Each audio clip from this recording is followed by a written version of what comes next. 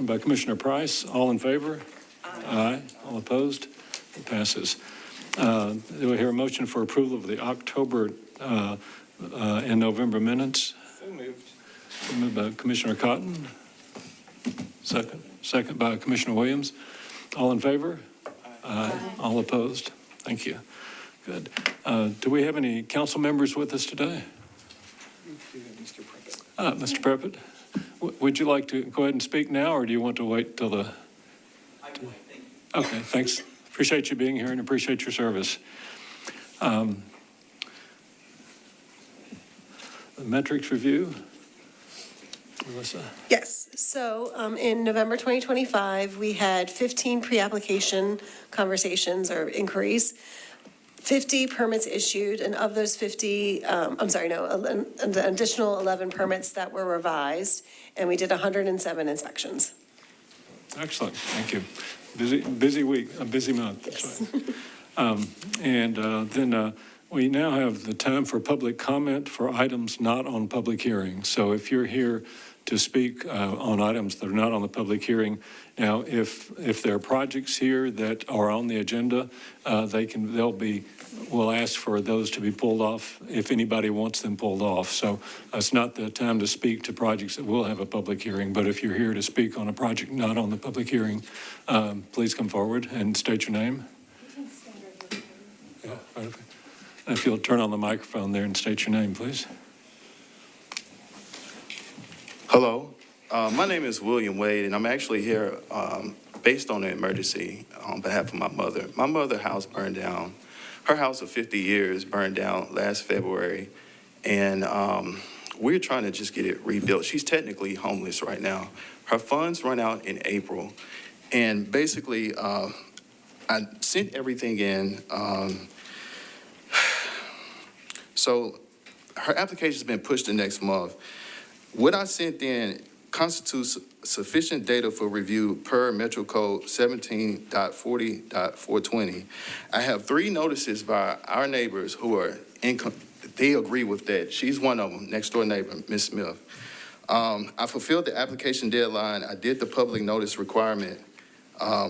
Your rules, the zoning commission rules, section 8B, 1 through 3 states, the final agenda shall include information about all projects listed in the review agenda that were determined to be incomplete or do not meet notification requirements. My contention is that it should be on the agenda because I followed the application steps on your website. Tennessee Code 8-44-110B especially allows your commission to act on a matter like this. Concerning, because it's not on the agenda. So you can actually take this even if it's not on the agenda. Under the zoning commission, section 14, it states the commission may make an exception to these rules for extraordinary cases, setting out the reasons and thereof. My mom, she has an extraordinary case. Because her temporary housing runs out in April, and with her out being pushed out, she's out. She's out of luck. I'm just asking, there's no prejudice on the public or the commission. I respectfully ask to add her to this after everyone else or hold a special meeting. It can be Zoom, whatever. I don't know. Does the public against it? Are you guys against this? We just need help. Please address your comments to the commission, please. Oh, you too. Sure, I appreciate it. Thank you. I'm just trying to help my mother. Well, good. We truly regret the unfortunate circumstances with the fire last year, and we would like to. None of us have been able to review this. We have not been able to notice it for public hearing. I have everything. I can give you guys copies of everything that I submitted. You can see the petitions from our neighbors. Yeah. Again, we're in a situation where she's technically homeless. She's been in and out of hotels. This is a 77-year-old mother who's been in and out of hotels for 4 months straight.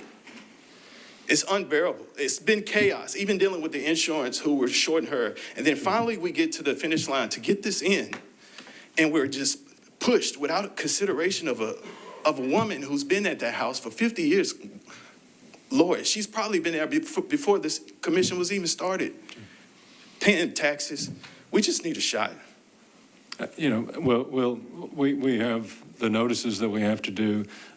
We appreciate your comments today. We'll work with staff to make sure this gets heard at the next meeting. Well, can we at least consider a special meeting? That's part of the rules. It can be done. It can be done, but getting a quorum during the rest of this month is near impossible. So Can we not hold it appreciate your now? comments. We appreciate your comments, but thank you. The staff will work to make sure that you get a complete application in next time. The Okay. application was complete. Okay, do we have items for deferral or withdrawal? There are no items for referral or withdrawn, or being withdrawn. Okay. Next item are consent agendas. Consent items, would you like to? Yes. So, as a notice to applicants, if you are approved for a preservation permit today and you are not the contractor, please know that it is your responsibility to make sure that the contractor has a copy of the preservation permit before beginning work. The preservation permit includes items that require final approval and inspection requirements. The final drawings are part of the preservation permit. Following the preservation permit will save you time and money, as enforcement of violations can sometimes be a lengthy and expensive process. The preservation permit is not a building permit. No work can begin without the appropriate review and approval by the Metropolitan Department of Codes Administration. And now on to the consent items. The items on the consent agenda will be read aloud to determine if there is opposition present.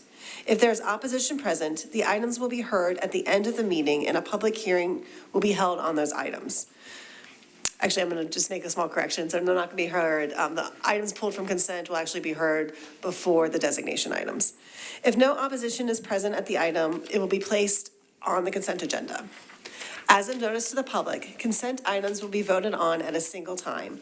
No individual public hearing will be held, nor will the commission debate these items unless a member of the audience or the commission requests that the items be removed from the consent agenda. So I'm going to read through the items on the consent agenda, and if you could please raise your hand if you want it to be not on the consent agenda and heard separately. So on page 3, item number 1, it's the administrative permits approved for the prior month. Is there anyone in opposition to this item? Okay, this item will be on the consent agenda. On page 4, item 2 at 945 Seymour, is there anyone in opposition to this item? Okay, this item will be on the consent agenda. On page 4, item number 3 at 1030 Chickamauga Avenue, is there anyone here in opposition to this item? Okay, this item will be on the consent agenda. On page 4, item number 4 at 718 Fatherland Street, is there anyone here in opposition to this item? Okay, this item will be on the consent agenda. On page 4, item number 5 at 1112 Fatherland Street, is there anyone here in opposition to this item? Okay, this item will be on the consent agenda. On page 4, item number 6 at 1914 and 1916 Eastland Avenue, is there anyone here in opposition to this item? This item will also be on the consent agenda. On page 5, item number 7 at 1316 McChesney Avenue, is there anyone here in opposition to this item? Okay, this item will be on the consent agenda. Item number 8 at 1203 Greenfield will be presented under, with a public hearing to be heard. And also number 9, 10, 18 Bate Avenue, there's already been requests to remove that from the consent agenda, so that will be heard. So moving on to item number 5, I'm sorry, on page 5, item number 10 at 122 Windsor Avenue. Is there anyone here in opposition to that item? Okay, this item will be on the consent agenda. Moving on to, on page 5, item number 11 at 3721 Central Avenue. Is there anyone here in opposition to this item? This item will be on the consent agenda. So now I'm going to read through all the consent agenda items as legal information. As information for our audience, if you are not satisfied with the decision today, you may appeal the decision by petitioning for a writ of certiorari with the Davidson County Chancery or Circuit Court. Your appeal must be filed within 60 days of the date of the commission's decision. To ensure that your appeal is filed in a timely manner and that all procedural requirements are met, please be advised to seek your own independent legal counsel. So I'm going to go through the consent agenda items one more time. Starting on page 3, item number 1, the administrative permits approved for the prior month. The recommendation is for approval. On page number 4, item number 2, 945 Seymour Avenue. The recommendation is to approve with conditions. On page 4, item number 3, 1030 Chickamauga Avenue. The recommendation is to approve with conditions. On page 4, item 4, 718 Fatherland, the recommendation is to approve with conditions. On page 5, on page 4, item 5, I think I skipped one. On page 4, item 4, 718 Fatherland, the recommendation is to approve with conditions. On page 4, item 5, 1112 Fatherland Street, the recommendation is to approve with conditions. On page 4, item 6, 914 and 916 Eastland Avenue, the recommendation is to approve with conditions. On page 5, item number 7, 1316 McChesney Avenue, the recommendation is to approve with conditions. On page 5, item 10, 122 Windsor, the recommendation is to approve with conditions. And on page 5, item number 11, 3721 Central Avenue, the recommendation is to approve with conditions. So staff recommends approval of the consent agenda. Good. Thank you, Melissa. Any comments? Is there a motion for approval of the consent agenda? Motion to approve with conditions were noted. Commissioner Cotton made the motion. Second? Second. Second by Commissioner Price. All in favor? Aye. All opposed? Okay. Thank you. Motion passes. Okay.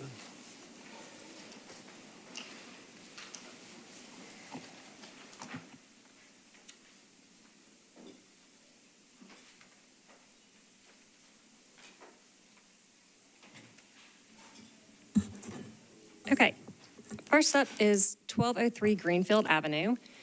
This is an application for the construction of infill on a vacant lot in the Englewood Place Neighborhood Conservation Zoning Overlay.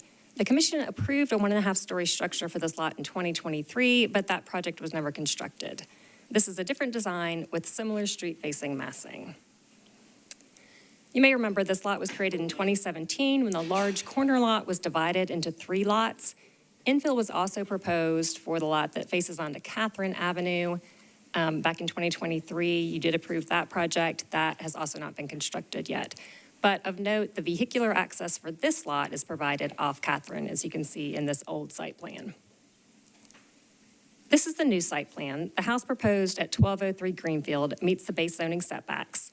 On the left side, it will be approximately 10 feet from the property line and 13 feet from the neighboring house. On the right side, it will be 5 feet from the property line. Then there's a driveway, so approximately 12 feet total from the house on the right. Staff finds that this will create a rhythm of spacing that's consistent with the houses along the block. Here are a few images of typical spacing between houses on this block. About a driveway width between houses is not uncommon here. Here's the front elevation. The width is 33 feet 7 inches, which is appropriate given the context. The proposed ridge height of the primary side gable is 26 feet from average grade at the front. The front-facing gable is closer to 24 feet from grade. This massing is very similar to the house that you approved for this lot in 2023. These 2 historic houses on the block also measure 26 feet tall. You can see that the side gable is significantly set back, helping to minimize the full height. The applicant is requesting to site the garage just over 19 feet from the back of the house, rather than the full 20 feet required by the guidelines. Staff finds this request to be reasonable given the deep front setback of the house and the modest 440 square foot footprint of the garage. The outbuilding meets all other design guidelines. Staff is recommending approval of the proposed infill and outbuilding with the standard conditions seen here. You did receive public comment. Hopefully you've seen that. It was in your packets. I do not know if the applicant is here. Is the applicant here? Would you like to come forward and speak to the commission?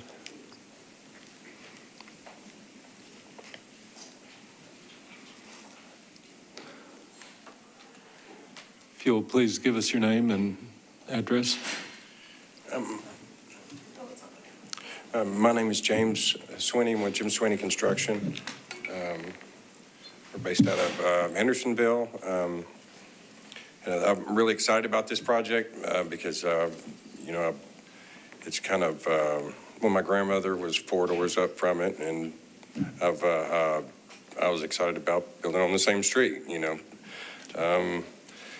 You looked at any of my past projects that I've done in East Nashville and Inglewood, I've always tried to build stuff that fits in. You know, I've never done any tall, skinny stuff. I've always done like Craftsman, Tudors, Victorians. We started at 33 feet tall on this one, and I've worked with Jenny to get the way I think that it needs to be down to 26 feet in the width, and I'm excited to get started. I did notice some of the comments from some of the people that from down the street. There's a couple that were concerned with it to be, you know, in the guidelines of what everything else on the street is. And I just want to ensure that I'm planning on doing a very good job. I'm a local.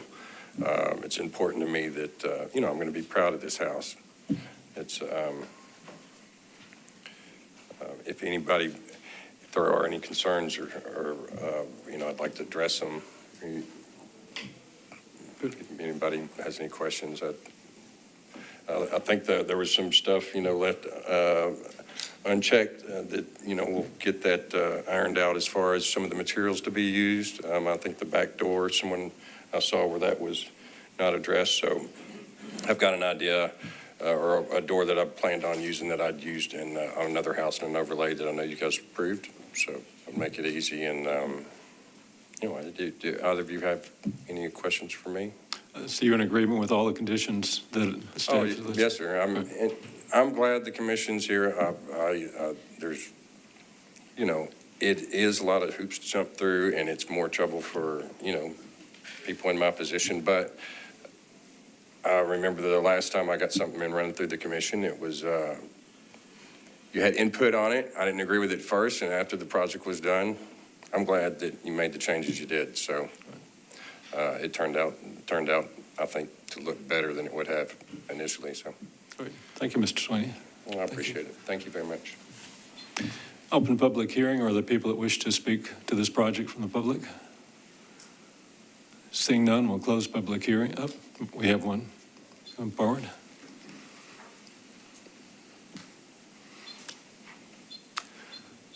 Please give us your name and address. My name's Mike Reed, and I'm at 1205 Greenfield, right next door. And Jim and I have spoken, and I have no issues with the house or having it be built. It's just on the original approved house plan or site plan, it called for to keep the privacy fence between our properties. It was actually called out and approved by the commission, and I would prefer that as well to be a part of the Historic Commission's notations. And he and I have talked about taking parts of it down when we need to get his house built, but I want to make sure that it's a permanent part of the approved plan. That's it. Thank you.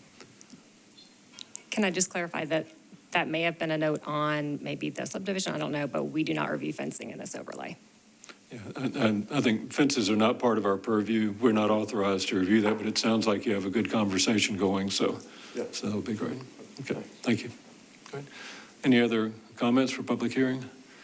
Close public hearing. Commissioners? I appreciate the applicant's comments. I think it's a good example of successful infill on a subdivided lot, and I think the staff report was right on in terms of setback and height, massing, scale, and considering we approved a couple years ago substantially similar project, in support of this. I'm currently in support of the application. Like to make a motion? Sure. With respect to 1203 Greenfield Avenue, I move for approval with staff recommendation and the conditions. Awesome. Second? Second by Commissioner Cashin. All in favor? Aye. All opposed? Motion carries. Okay. 1018 Bate Avenue.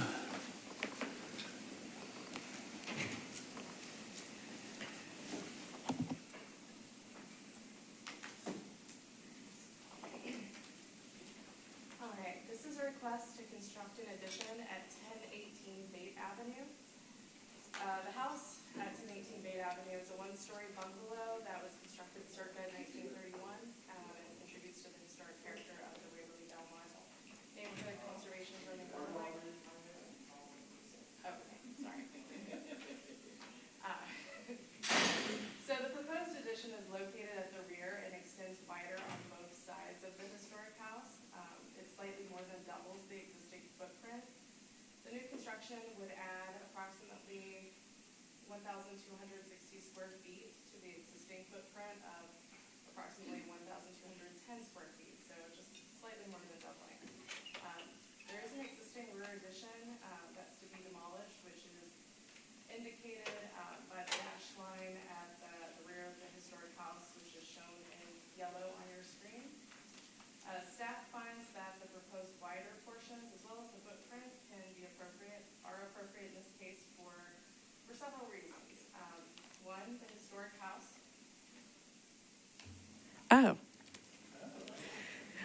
It was light green instead of bright green, so my apologies to everyone. All right, so to recap, the addition's going wider on both sides. It has a slightly larger footprint. Staff finds that it's appropriate in this case for several reasons. So one, the historic house is approximately 26 feet wide, so it's exceptionally narrow. It also has a very small footprint, so exclusive of the rear addition that's to be removed, the historic house is a little over 650 square feet. The proposed addition is no taller than the historic house, with eave and foundation heights to match the existing. The portions that extend wider are side gabled, so from the street they're going to read as one story. And finally, all vehicular access is to be from the alley, so these wider portions won't result in a front yard parking pad.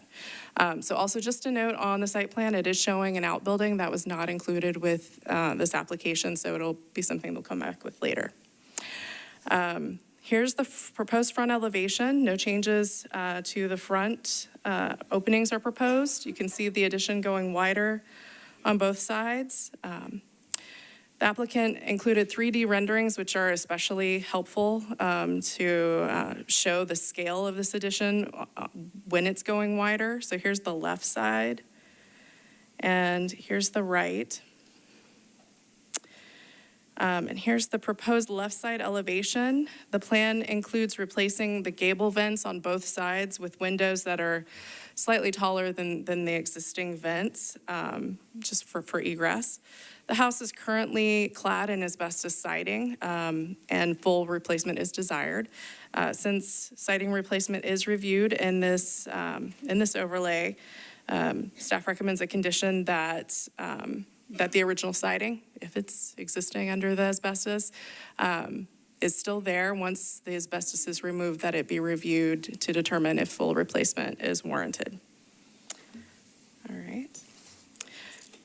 So in addition to the proposed gable window, the application includes adding a paired window on the right side, which is forward of the midpoint.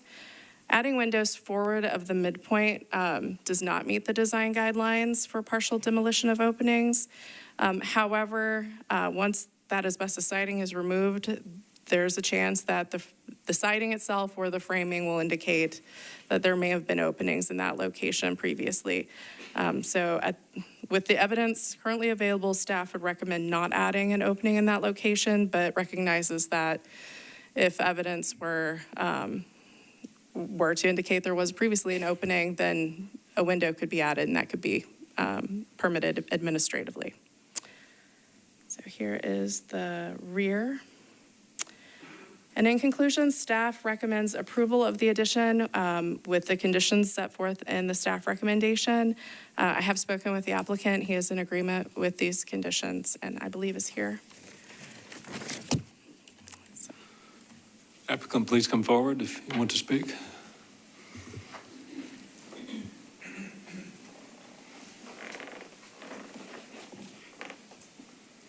You can give us your name and address, please. Lee Ross Dinwiddie. I'm the architect applicant, P.O. Box 743, Franklin, Kentucky.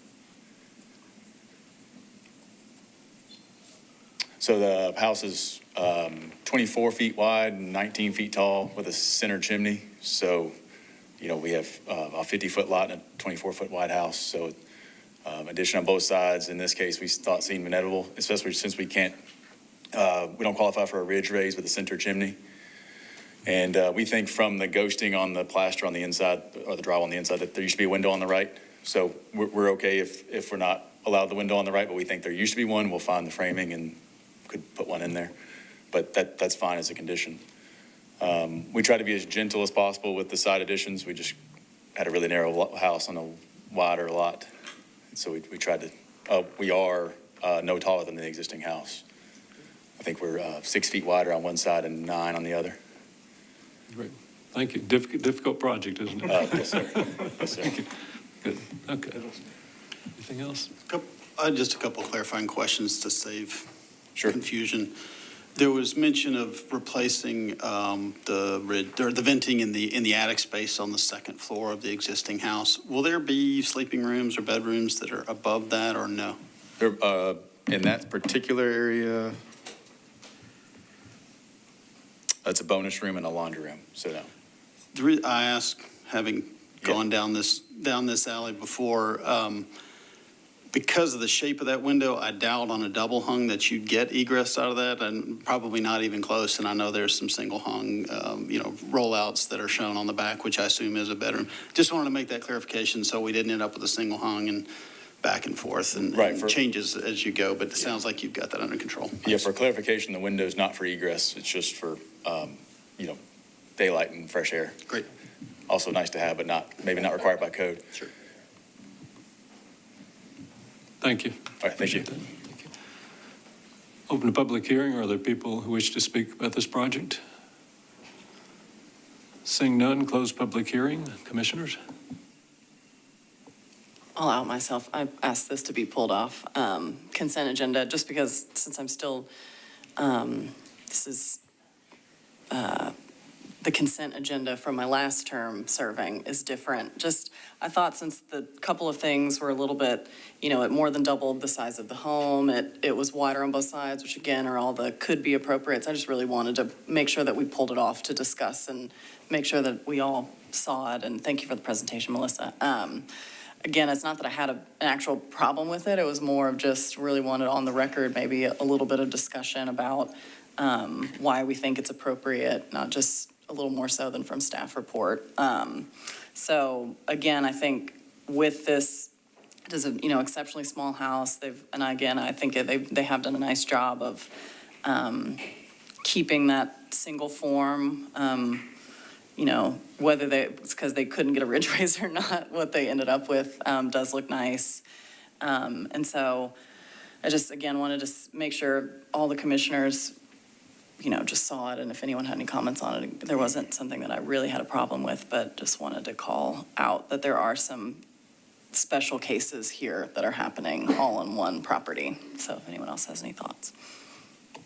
And I appreciate you bringing that up. And it is unusual for us to approve this much percentage addition to an existing house, but on the same token, we don't see many 633 square foot houses. So I think the applicant's done a pretty good job with addressing that. Any other comments by commissioners? Do you hear a motion? Sure. With that, no other thoughts? Then I'll move to approve 1018 Bate Avenue with all listed staff recommendations. We hear a second?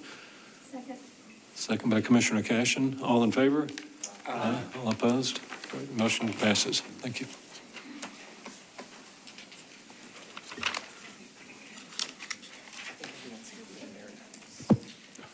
Next up is a historic landmark for the Merritt House and an associated brick building.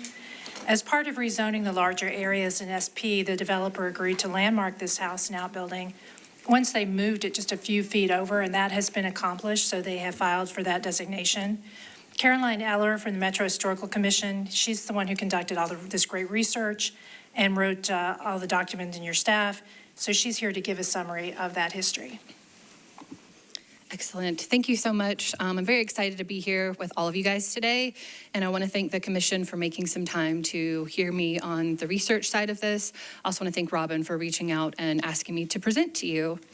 So today I just want to present an overview of the Merritt House, which is one of Nashville's most historically significant surviving residences.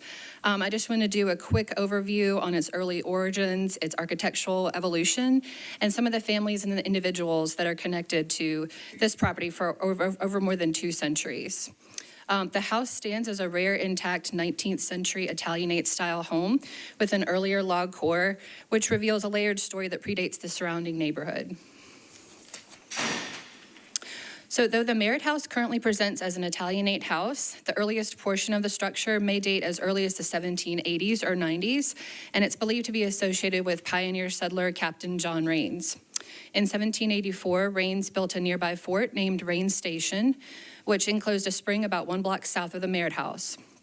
In 1786, the state of North Carolina issued a land grant to him, which is along nearby Browns Creek. Later partitioning of his estate in 1835 placed the land containing the future Merritt House into the hands of his daughter, Sarah Sally Rains Merritt. In addition to its likely ties with early Nashville settlement history, the Merritt House stands as one of the oldest surviving homes in the Wedgwood-Houston area and is associated with multiple important Nashville families. Gibson Merritt, a North Carolina-born farmer and cabinet maker, arrived in Nashville around 1815 and married Sally Rains in 1828.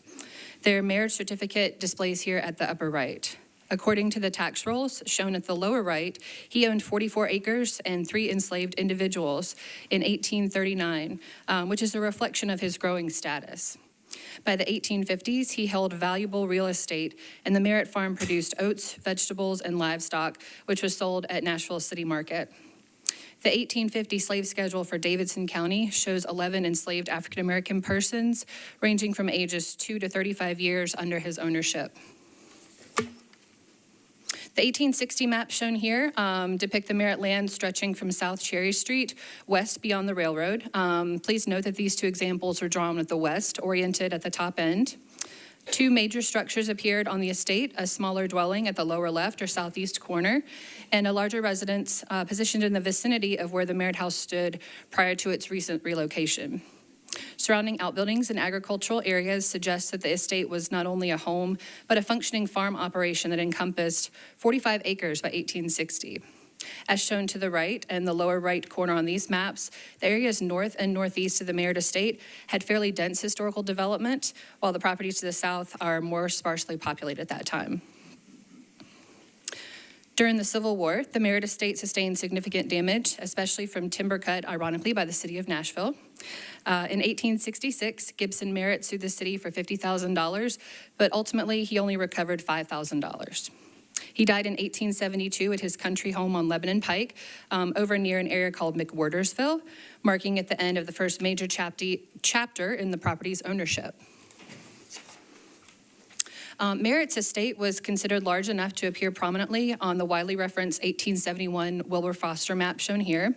The Rains family, interesting enough, also remained in the area and is shown at the southeast, which is the yellow rectangular area on your map up there. Rains Hill was also depicted in some photos of the Civil War images. Gibson Merritt's son, Judge Alfred Gowan Merritt, was an attorney, a state senator, and a chancellor of the Chancery Court. While he maintained a country house on Lebanon Pike in the late 19th and early 20th centuries, records indicate that he and his family resided at the Humphreys Street house in the 1870s. He also retained land holdings at the Merritt estate through at least 1895. His family included wife Caroline Minerva Donaldson Merritt, who's the granddaughter of Nashville co-founder John Donaldson, and their children. Several domestic workers, including 2 African-American women listed as servants in the 1880 census, also lived here with the family. The Merritt estate played a critical role in shaping the formerly industrial neighborhood, which we now know as Wedgwood-Houston. Large portions were subdivided in 1887 and again in 1895 by Judge Merritt and the Hagan family. These subdivisions created modest residential blocks designed for working class residents, especially those employed by nearby industries and the L&N Railroad. By the 1870s, prominent real estate agent Frank Hagan began appearing in records associated with Humphrey Street. He eventually purchased property from the Merritts and lived at or near the house through 1890. His son, Alfred M. Hagan, also lived or boarded there. The Hagans were very well known and respected in Nashville real estate, and they remained connected to the property well into the 1890s. By the early 1900s, occupants of the Merritt House shifted towards renters and new owners. Florence and John Russworm appear in the directories as of 1905. Here you see a map showing several contemporaneous subdivisions, and at the right, the property's configuration as of 1907. By 1920, the Hargrove family purchased the property and became long-term residents. Throughout the 1920s and 30s, the Hargroves frequently hosted community and church events, anchoring the home as a local social club. The Hargrove and Crawford families, who were related by marriage, continued living at the house through the mid-20th century. Newspaper entries describe marriages, social gatherings, and even labor disputes involving Thomas I. Crawford, a senior L&N Railroad employee who tried to picket against the company. And by the late 20th century, ownership transitioned again, with records noting that the house had a new owner named George Edwards Sr. by 1989. The Merritt House's most prominent architectural identity is reflected in its Italianate style, popularized in the mid to late 19th century. Its impressive and historic intact features include tall, narrow windows, decorative brackets, arched openings, hood moldings, cornice returns, and a denticulated cornice line. The home is especially unique because it overlays these 1870s brick additions onto an earlier log constructed core. Research suggests the house incorporates a log structure believed to date as early as the 1780s or 90s and associated with the family of Captain John Rains. Several thick log walls remain visible in the rear rooms and center stairwell. Basement logs, notched girders, and early wall layouts indicate that an original two-story log house existed before the Italianate brick front was added. The house includes additions from the 1840s and 1870s, and historic fabric reveals contributions from 19th century craftsmen. Wallpaper uncovered in second floor hallways in the early 2000s dates to May 1888 and includes signatures of paper hanger Horace Phillips and carpenter Gus Todd. In 2005, a major rehabilitation rebuilt the rear section for a modern kitchen and dining use, restored porches, repaired brickwork and gables, and updated the utilities, balancing preservation with livability. The Merritt House stands today as one of Nashville's rare surviving examples of a rural estate home that predates modern development. The home's residents, spanning the Merritts to the Hagans, Hargroves, and Crawfords, embody more than 2 centuries of local history, including connections to important figures in the Rains, Donaldson, Merritt, and Hagan families.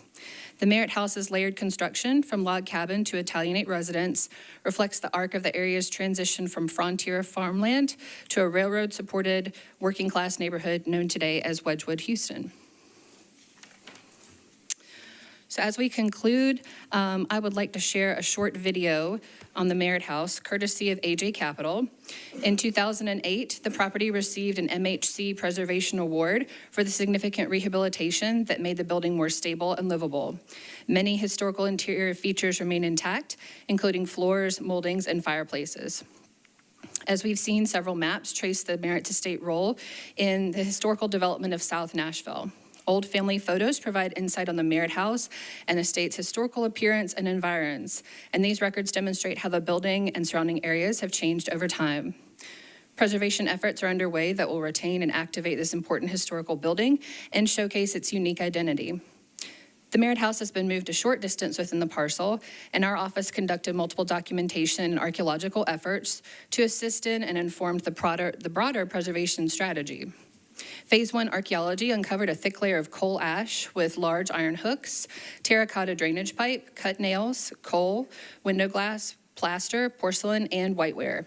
We also documented a stone-walled feature used as a planter and indications that a small brick structure on the berm south of the house was moved here in the 20th century.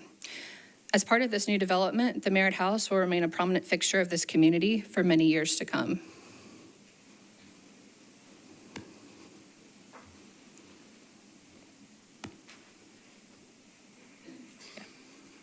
That's all I have. I'm happy to answer questions, but again, I just want to thank you all for your time today.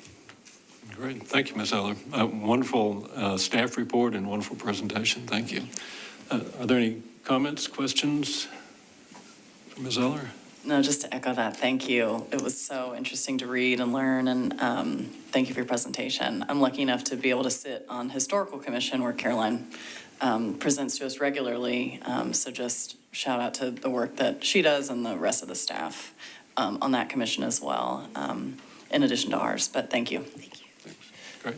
Awesome. I just wanted to echo the same thing. Having sat on the Historical Commission before, I miss some of our fun historical presentations. So thank you, Caroline. We really appreciate having you all as partners in what we do. So thank you. And also, so often there's clear tension between, I think, development and historical preservation. And I just wanted to highlight this as a remarkable effort between preservationists and developers to save this house. So just want that on the record. I'd like to commend Ms. Eller on the outstanding presentation. Typically, I cringe when you have the idea of moving old buildings, but I think in this case it was warranted. So bravo to you for the presentation and for this good work. Thank you. Thank you for being here. Thank you. So in summary, staff suggests the commission recommend approval, finding the property meets section 1 and 3 of section 17.36120, and approval of the existing historic landmark design guidelines to apply to this property. And I believe I saw the applicant back in the corner, but I'm not sure. Oh, yep, there he is. All right. If you'll come forward, please.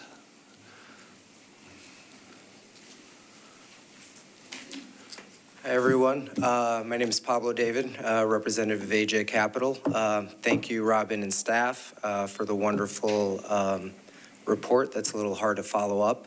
And thank you for the commission. We're really excited. The move went really well. I think it's going to become the focal point of a lot of the development that we're doing.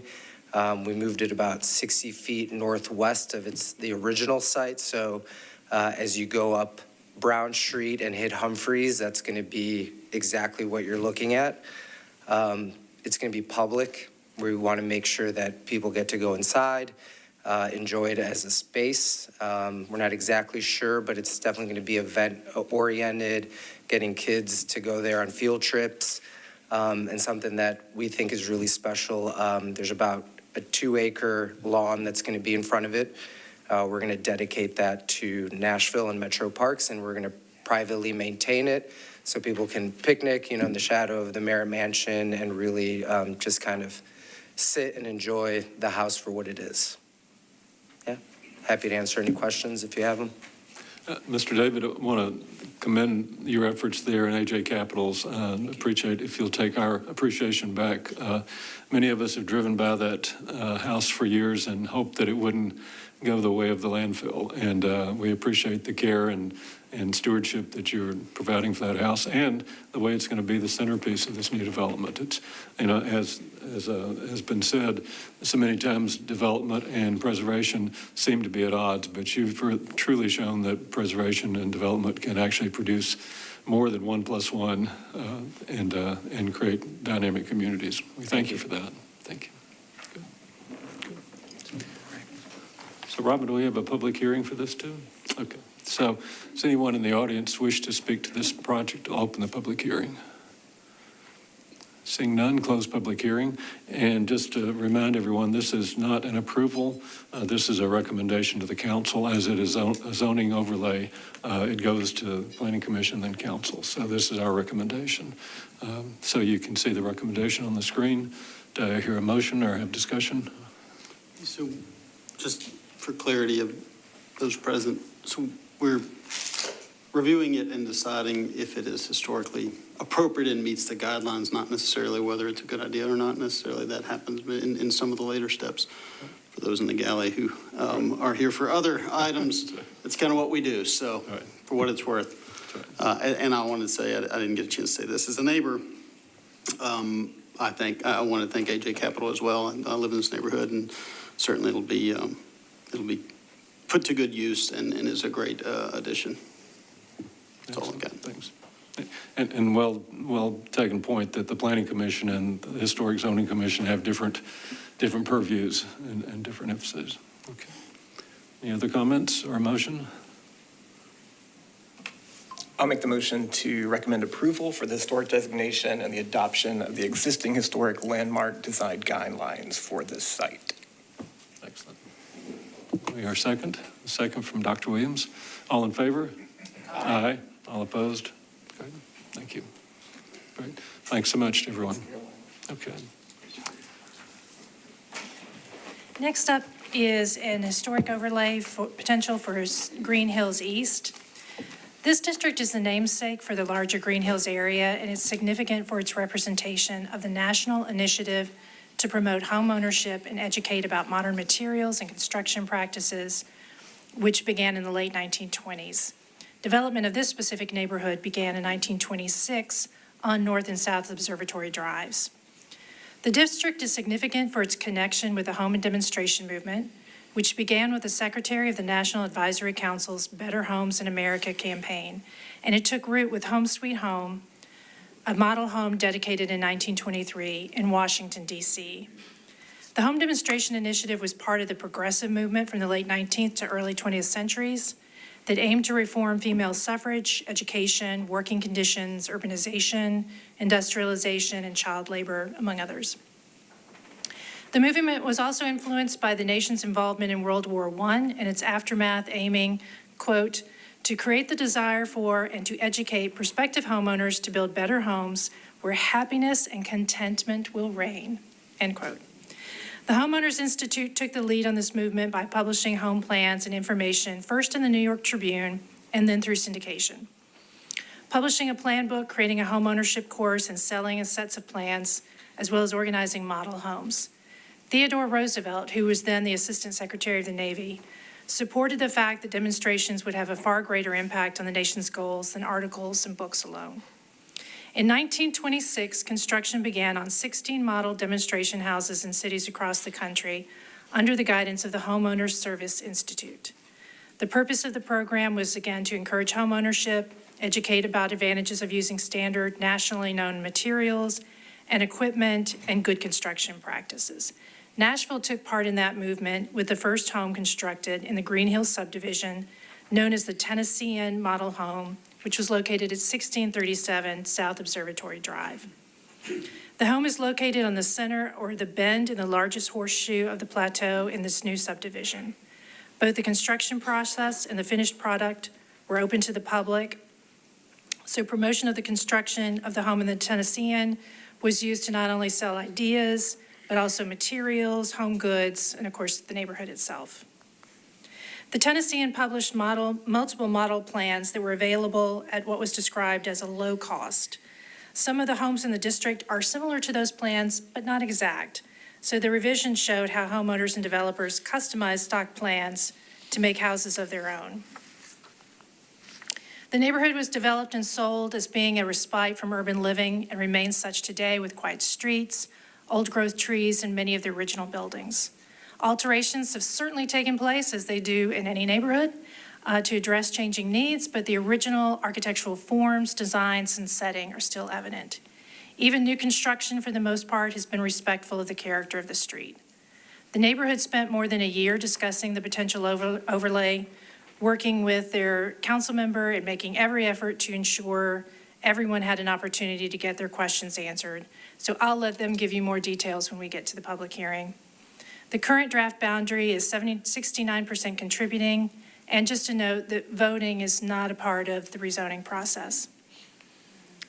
As you know, each district can have their own chapter in the design guidelines in addition to the full set of conservation zoning overlays. So I'll take just a moment to summarize what those specific pieces are. So one of the allowances that in the Green Hills chapter is that houses without street-facing doors could have a door cut into, sorry, it was one ahead, cut into the front, but that only affects these two properties. There's also a line, and again, this is all in draft form, you can certainly change it. Detached outbuildings can only have dormers facing the rear property line. Infill can have an attached garage that extends wider, and in a similar way, additions can go wider, as you see here. which is based on the historic context, which I'll show you in just a second. We'd also like to add the following sentence, which is at the bottom, that was not in your report, that says you're providing another condition when the wider infill or addition could be appropriate, which is there's not also a planned side addition to the same side of the house as the extended rear addition or a connection of the extended rear addition to an existing projecting bay or addition. This actually is sort of a duplication of the guidelines that say addition shouldn't wrap the corner. So they shouldn't be off to the side of the house and then wrap the corner. It's saying the same thing, but we thought just for clarity, it'd be good to repeat it here. Now, here are examples of the historic context that drove that allowance of those rear additions or extended infill. What you have in the back are these garages and carports that from the street, you can't really tell if they're attached or not necessarily. So that's how we determined that that type of form would be appropriate here. Next, I'd like to introduce you to Laszlo Martin with the Land Development Division of the Planning Department. Land development and historic zoning work in tandem on designation applications, but the roles of the two commissions, as Commissioner Mosley suggested, are very different. Your task was determining if the proposal meets the requirements of the ordinance for historic overlays, and Laszlo will explain the Planning Commission's role. Thanks for being here. Okay, I think I'm on. Can you hear me? All right. Yeah, thanks for inviting me to come speak, Robin, and good afternoon, commissioners. I represent the Land Development Division of the Planning Department, and we also have a part of the review when it comes to doing a neighborhood conservation overlay. I want to introduce kind of the Community Character Manual, which is our guiding policy document that we review. It's kind of the first step of our review many times, and it is really a guide for how the built form, how we think about the built form in Nashville, and it divides the areas in Nashville by transect. So I have a few examples up there. There's rural, suburban, urban, and we go all the way up to the downtown core. It also divides it further by community elements, that being our neighborhood centers and corridors, as well as open space. And then within each land use policy, there are intents behind that policy, whether that be to mainly preserve a neighborhood, enhance the built form, or create new parts of a neighborhood. And so all that to say, historic preservation is appropriate across all of our policy areas within the Community Character Manual.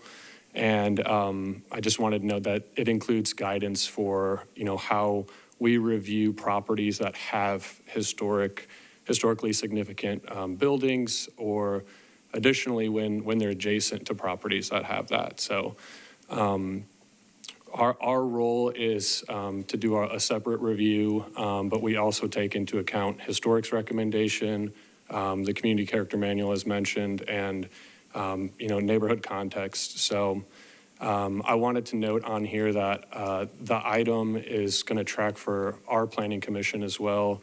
It's going to be the January 8th, 2026 Planning Commission meeting. I have 2025 up there. Forget that we're ringing in a new year soon. But it will be January 8th, 2026, and that is how this item will track for our commission, but following your recommendation. So thank you. Just so we don't have to keep him here all day, did you have any questions for him before he leaves? I do have a question. So what is it that you will be evaluating versus what we evaluate? Yes. So, and Robin, I think you kind of spoke to that a little bit about what you look at. But for us, we're really we look at all sorts of overlays, not just the historic ones. So it's anytime that there is a larger overlay, rezoning, we're taking a look at that, and we're looking at the Community Character Manual. What does that guidance say? We're looking at neighborhood context, which is part of historic's, analysis as well. And so we just kind of have an additional review that is typical, whether it's historic overlay or any other type of overlay. Mm-hmm. Yeah. I'm sorry, can an audience member ask him a question?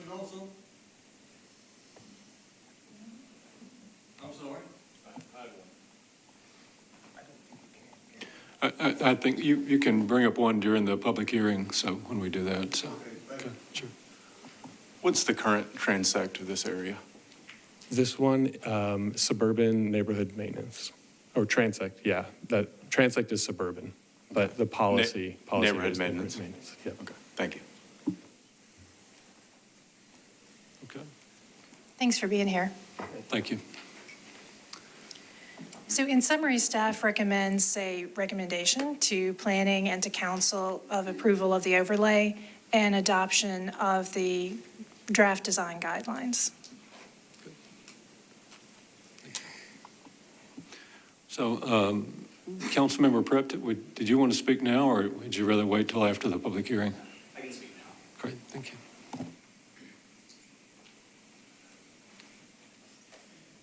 Commissioners, thank you so much for your consideration. My name is Jeff Prep T. I'm the district council member for District 25, which encompasses the Green Hills overlay. So I just want to lay out for you all sort of where we are and how we got here in this process. So this overlay was something that was brought to me by a group of neighbors within this neighborhood. Since the beginning of these conversations, I've held numerous individual smaller meetings with groups of neighbors, as well as 3 larger community meetings.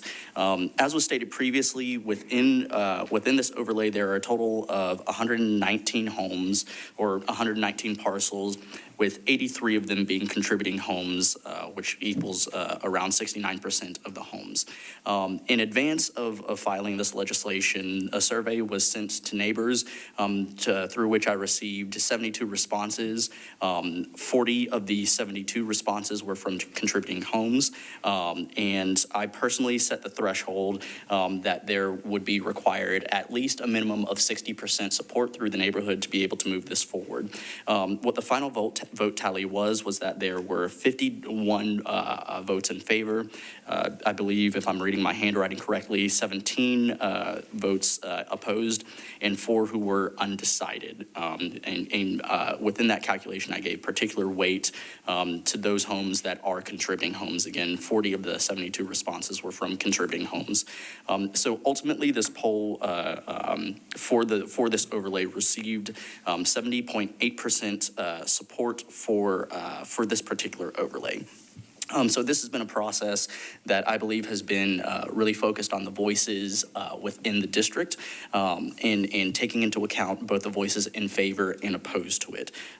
These processes are things that I've set in place, being a first-term district council member, making sure and doing my level best to ensure that as many people were notified and had an opportunity to have input in this. I still remain committed to ensuring that there is continued conversation, that everybody has a free and fair chance to be able to have their voices heard and articulate to me their positions, whether in favor and against. I know that we have a number of neighbors within this neighborhood who are here present today, both in favor and opposed to this overlay. I think it is really incumbent for us to listen to all of those voices, address those concerns, and move forward with the wishes of this neighborhood. So just wanting to lay out the processes and everything that's been in place. And I believe that though I represent this neighborhood, their voices are the ones that matter the most, and they will be able to articulate their positions better than I possibly would be able to. So I just wanted to lay that out for the commission, and thank you all for your time and consideration on this. And am happy to answer any questions that the commission may have at this time. I do have a question. Typically, when we send out notice, it's through the mail with registered property owners. Is that the mechanism that was utilized in your polling or just notification? Is that how that was sent? Yes, so I did not send any direct mail just because I don't have the resources to be able to utilize postage.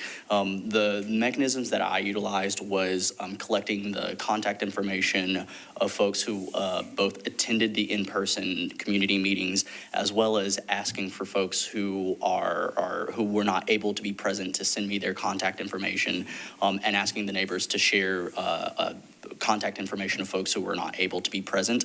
And so I utilized SurveyMonkey to send it out, just making sure it was my opinion that that would be the most feasible and accessible for folks to be able to access. I do know that there were a number of neighbors who had reached out to me stating that they did not receive the poll. I made efforts to ensure that it was sent out with the appropriate contact information. Again, there are 119 homes in the that are being considered within this overlay, but I only received a response rate of 72 votes.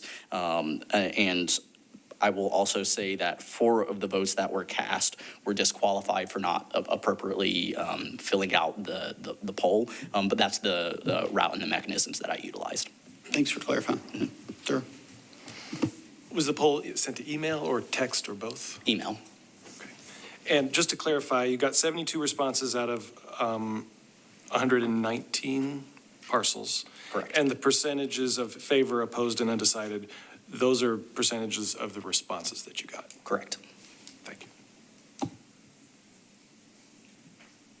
If there are no further questions, I appreciate your all's consideration. Thank you. Thank you, Councilmember Prepty. Good. Okay.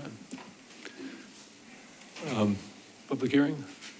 We're now going to open the public hearing. I will say that this is an opportunity for us to have civil dialogue and discourse. Our commissioners are very serious about the work that we do. We all received staff reports. We've reviewed those. We received over 40 communications and have been able to review those.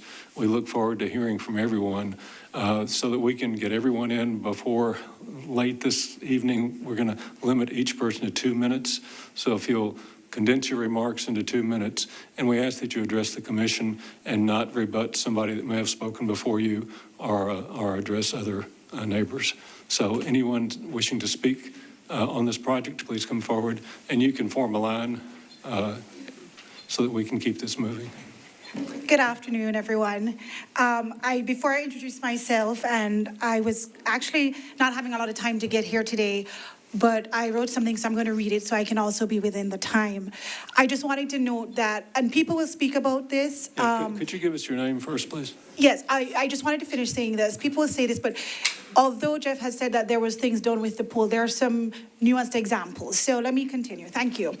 So my name is Dr. Erica Leslie. I live on Green Hills Drive, and in a prior professional life, I was a sociologist who studied social equity and why it matters in public decision making. So I've been closely watching this process and have attended meetings on both sides of this issue. I want to be clear at the outset right now, my concern tonight really is not the outcome of this proposal, but my concern is whether the process used reached an outcome that's equitable, transparent, and worthy of public trust. So an equitable planning process does more than hold meetings. It ensures that residents are given balanced, coherent information, meaningful opportunities to participate, and a clear understanding of how community input is gathered, weighed, and reflected in decision-making. So in this case, while multiple meetings have occurred, they have been largely pro-overlay in framing. The benefits were emphasized while downsides, trade-offs, and the practical impacts were not presented with equal clarity. Some residents left those meetings with more questions than answers. We don't understand, some of us, what would restrict or require, how would it affect costs, timelines, and property value. So I recognize, and Robin just said that more importantly, that voting is not a part of the process, right? Then a critical question really remains unanswered for us, right? How is the will of the broader community being determined? And I know you guys spoke about that a little, but what is clear, inclusive, and transparent mechanism to assess community sentiment and decisions risks being shaped disproportionately by those who are most organized, most vocal, and most able to attend meetings. Equity requires that the public input is systematically gathered, not inferred, right? So most importantly, an equitable process ensures that decisions are not driven by the loudest voices. So what does that look like? Just quickly. So a balanced public education, clearly presenting both benefits and drawbacks, plain language explanations, inclusive outreach, a clearly defined method for assessing input, and Thank you, adequate Ms. time Leslie. for deliberation. The last thing I will say, so this moment really represents an opportunity for the planning community to clarify, formalize, and potentially streamline how decisions of this magnitude are handled in the future, Thank you, Ms. particularly if procedural activities for community input are Thank you, Ms. currently Leslie. not well defined. Thank you, Ms. It has Leslie. to be informed, Thank you, Ms. representative, Leslie. and Please. not assumptions and inference. Thank you. Good afternoon, Commissioners. My name is Valley Forrester, and I live at 1718 Green Hills Drive. I'm speaking today as a homeowner at 1718 Green Hills Drive, a contributing home in the Green Hills East neighborhood where the proposed overlay will drastically reduce the value of my only asset and leave me with no option but to sell the family home place where 3 generations of my people have lived. I was born in this house. Our majestic trees have watched over me all my life. My family has owned our home place for 60 years. My mother paid it off before she'd passed and left it to me and my 8 siblings. I have lived on the first floor and rented the upstairs to nieces and nephews and Lipscomb students and others. Last year, 5 of us took out a mortgage and bought out the others on the solid advice that owning Green Hills real estate is a better investment than the stock market. Now we are learning that the neighborhood overlay, as currently conceived, will limit what we might be able to do with the property in terms of improvements, which could in turn drastically affect the property value. We are not people of great wealth. My father was a sociology professor at Lipscomb University. And in the 1960s, this neighborhood was almost all Lipscomb faculty and staff. My father died when I was 2, and my mother fiercely held on to this property to give her children, especially me, options for our future after she was gone.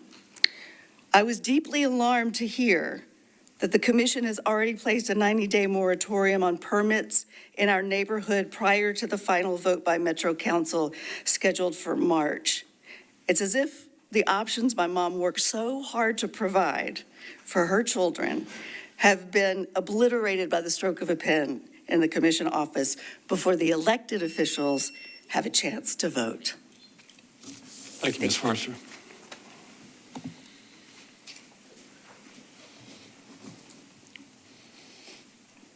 Good afternoon. My name is Tom Bauer. My family has resided at 1608 South Observatory Drive since 1992. In the summer of 2024, several neighbors began discussing the possibility of a conservation overlay. Our initial inquiry was with Robin Ziegler in late August of 24, followed by a meeting with our council member in early October 24. From the outset, Ms. Ziegler has been tireless in helping us understand what a conservation overlay is and what it is not. We are very grateful for her guidance and professionalism. Councilmember Preptit has been thoughtful and measured in his approach, and we really appreciate his support and sponsorship. As a neighborhood, we have conducted a methodical, inclusive engagement process, educated residents extensively about the conservation overlay, including hand-delivering informational flyers to every home on multiple occasions with invitations to small group sessions and neighborhood meetings. We've hosted small group meetings and individual meetings in various homes throughout the neighborhood in the fall of 2024. We hosted an entire neighborhood meeting to further the discussion in late January of 25, and Councilman Preptit announced in that meeting the intention of a neighborhood survey. We held a second entire neighborhood meeting in September of 25, where Councilmember Preptit announced the overwhelming favorable polling results and committed to filing legislation. We've worked in parallel with the Historical Commission to establish the suggested neighborhood boundaries, to research our founding and the significant history of our neighborhood, which actually was very educational to all of us. We worked with them to draft the design guidelines based on the specific desires of our neighborhood, which have been instrumental. And we've maintained a transparent, collaborative process involving residents, Historic Commission, and our council member. Based upon the results of this process, we are convinced that our neighborhood clearly meets the criteria for this conservation overlay. Many of those in favor are here today. I would like to ask all those in favor to please raise your hands. Thank you.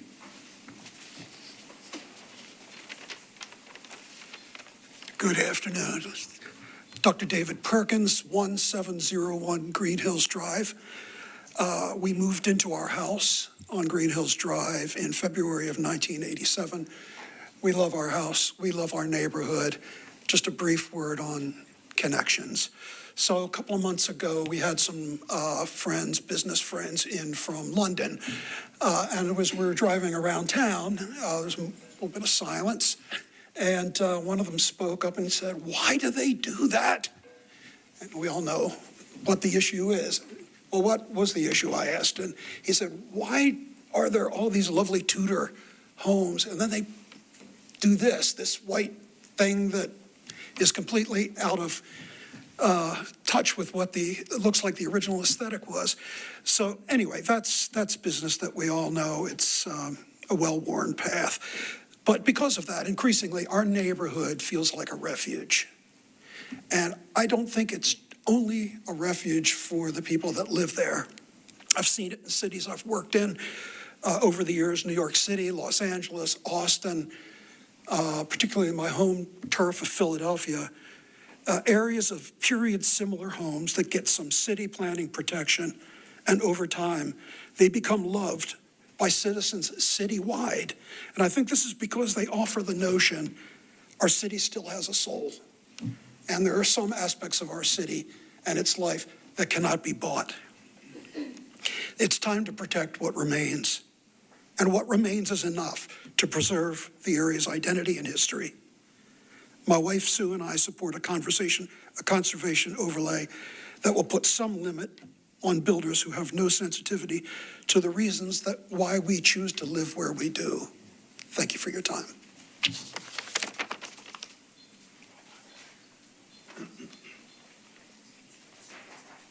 Hello, my name is Mike Thomas. My wife Mandy and I have been residents at 1710 Bonner Avenue for about 23 years now. I want to just take a minute and extend my appreciation to the commission and to Jeff, our councilman, who did exactly what he said he would do from the get-go and has put a lot of time into this. Robin, to you as well.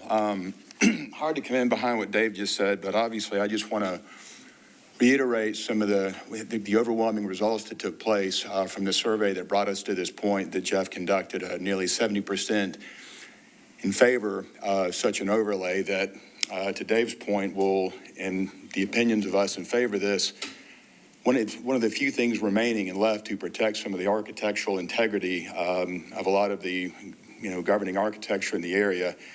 That's all we're looking to do, not diminish the wealth or the property values of anybody, but just to protect that little alcove, as I like to refer to it as. And it was so beautiful with the trees and, again, the architectural styling, just to protect the integrity of that for the time to come. And, we believe that the survey showed some favorable results. A lot of folks in favor of that.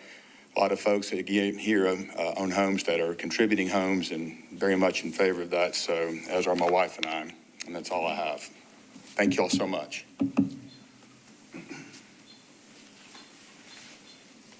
Good afternoon. My name is Claire Gibson. My husband and I, Patrick, we live at 1610 South Observatory Drive. And prior to moving to this neighborhood in Green Hills, which we love so much, we lived for 8 years in the historic Laughlin Springs district in East Nashville, where we were the stewards of a 110-year-old home and went through the process to have approval for a renovation that we conducted on that home. And I'm very grateful for the work that you guys do here to protect our historic buildings, including the Merritt building that we got to see the presentation on today. It's really incredible the work that you do, and so important in a time like this when Nashville is growing so much. In February, we've already mentioned Councilor Preptit, his important work in leading our community through this. I'm so grateful for all of the voices in our neighborhood. And I understand while there is some opposition that our neighborhood does meet the guidelines for an overlay of this kind. And I do want to mention that the survey that Jeff conducted did confirm what we all suspected based on our personal convictions, conversations, and observations in the neighborhood. And in the 2 years since we moved into historic Green Hills East, my husband and I have seen several historic homes demolished and replaced with homes that are out of scale and style, and that's just in the last 2 years alone. You can see here today by the support and in the data that this pursuit has broad, unwavering, and committed support. And we are very, very grateful and excited about what could come for our neighborhood. My children every day get to ride their bikes down the street and be part of this neighborhood. And we're very grateful for the work that you're doing here. Robin, thank you. And thank you to Councilman Preptit.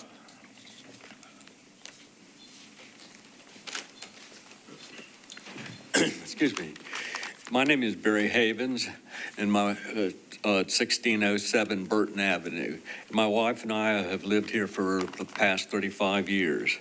I want to thank the Historic Commission, the staff, the councilman for the time and the effort they put into this conservation overlay. I know it's complicated work. I'm excited about this overlay. It's just that we need to guide us into the future.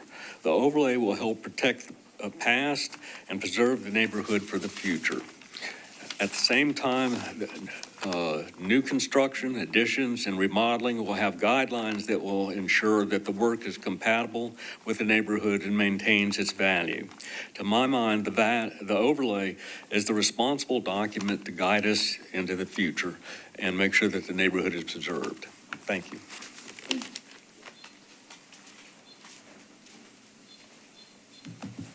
Good afternoon. My name's David Deeb, 1710 Green Hills Drive. I'm one of the contributing homeowners there. I've lived there about 18 years. Grew up in Nashville, went to David Lipscomb High School. I've got a son, a mom, brother, tons of relatives all over Nashville. We love this city, but I'm against this for a couple of reasons. First, I don't even know how we got here to this point. I did attend a little neighborhood meeting in a neighbor's living room a year or so ago, and then I got the survey. And I was one of those that was uncertain or voted that way. But that was the end of the communication. I never heard survey results. I didn't know about a meeting in September at Sevier Park. I didn't know about today's meeting until just a few days ago. And that was from a neighbor. Why not? And found out other people felt the same, were in the same situation. Why was every single homeowner not alerted to all these surveys, to all these meetings? But more importantly, overlays create unfair and unequitable and undue restrictions on homeowners. So at least 30% of these homes in this area have already had huge renovations and changes and additions, in some cases complete teardowns. So overlays might make more sense when all properties are the same, but when third have changed, no, it's too late. So it's unfair for those people that didn't renovate or do something yet. So my home's about 2,500 square feet. Some of the non-contributing homes are already 1,000, 2,000 more square feet than mine. So if I want to change my home 2 or 3 years down the line, what is that going to do to me and the restrictions put on? I respect everybody, but I would not go up to a neighbor and ever dream to tell them how or when they should contribute to their 401k, let alone their property. And that's kind of where we are with this thing. So much has been changed already. It creates undue restrictions and unfair and unequitable restrictions on those that haven't modified their property yet. Thank you. Good afternoon. My name is Anna Maddox. My husband and I live at 1704 Green Hills Drive with our 2 young children. The Maddox family has lived on Green Hills Drive continuously for more than 85 years. In 2014, we moved into our 80-year-old, 1,638 square foot home. My daughter was only a month old. Like many neighbors here today, we carefully planned a significant renovation and invested thousands of dollars working with an architect, relying on the zoning rules in place when we purchased our home. The proposed neighborhood conservation overlay along with the moratorium enacted without notice, would prevent us from moving forward under these rules. That moratorium was imposed without informing affected homeowners and without even notifying our councilmen. Families acting in good faith were given no notice and no opportunity to respond before restrictions took effect. This lack of transparency raises serious issues and concerns, especially given the immediate financial and planning impact on homeowners. The proposed overlay also creates inequitable outcomes. Homeowners who renovated earlier are largely unaffected, while those of us who have not yet bear the full burden, simply because of timing. Since the process began, we've also seen homes torn down and large renovations by current residents, all of which wouldn't be allowed under an overlay. Finally, the survey does not reflect broad or informed participation. We keep focusing on the survey in the 70% number, but what we're not focusing on is that only 43% of contributing homes in our neighborhood even responded, while 100% of non-contributing properties did.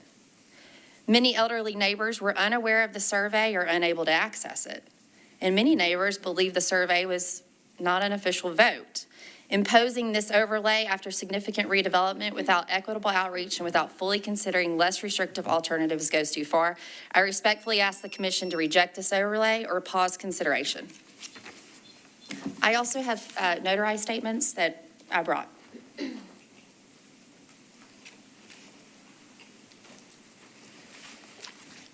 My name is Ellen Hoffman. I live at 1712 Green Hills Drive. I'm also a Nashville native, and my grandparents also lived in this neighborhood, so I grew up coming to visit. I wanted to thank the commissioners today for your time and your leadership, and I appreciate the opportunity to speak. I also want to begin, as a lot of others have, by thanking Councilmember Jeff Prepty for all of his work in this, and Robin Ziegler as well. We deeply appreciate Councilman Prepty's leadership and guidance throughout this process. He has been involved in every step since our initial meeting with him in October 2024, and he ensured that every neighbor had the opportunity to learn, ask questions, and stay informed. Robin Ziegler has been a tremendous resource as well. She attended all 5 of the small neighborhood learning sessions, conducted extensive research on the history of our neighborhood, some of which she shared, and gave an informative presentation on conservation overlays at the first full neighborhood meeting. Our neighborhood is approaching its 100-year mark, and the goal of this conservation overlay is to help preserve its historic character as the city around us continues to grow. This effort is not about stopping change, but about approaching future change thoughtfully and intentionally for the neighborhood that is the namesake of Green Hills. Over the past 14 months, we have made a sustained and inclusive effort to engage the entire neighborhood. As many have mentioned, we hosted 5 small group meetings in different areas throughout the neighborhood so residents could participate close to home and in smaller settings.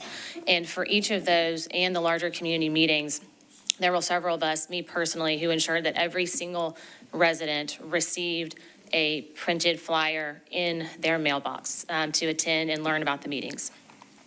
Those were followed by 2 full neighborhood meetings to bring everyone together.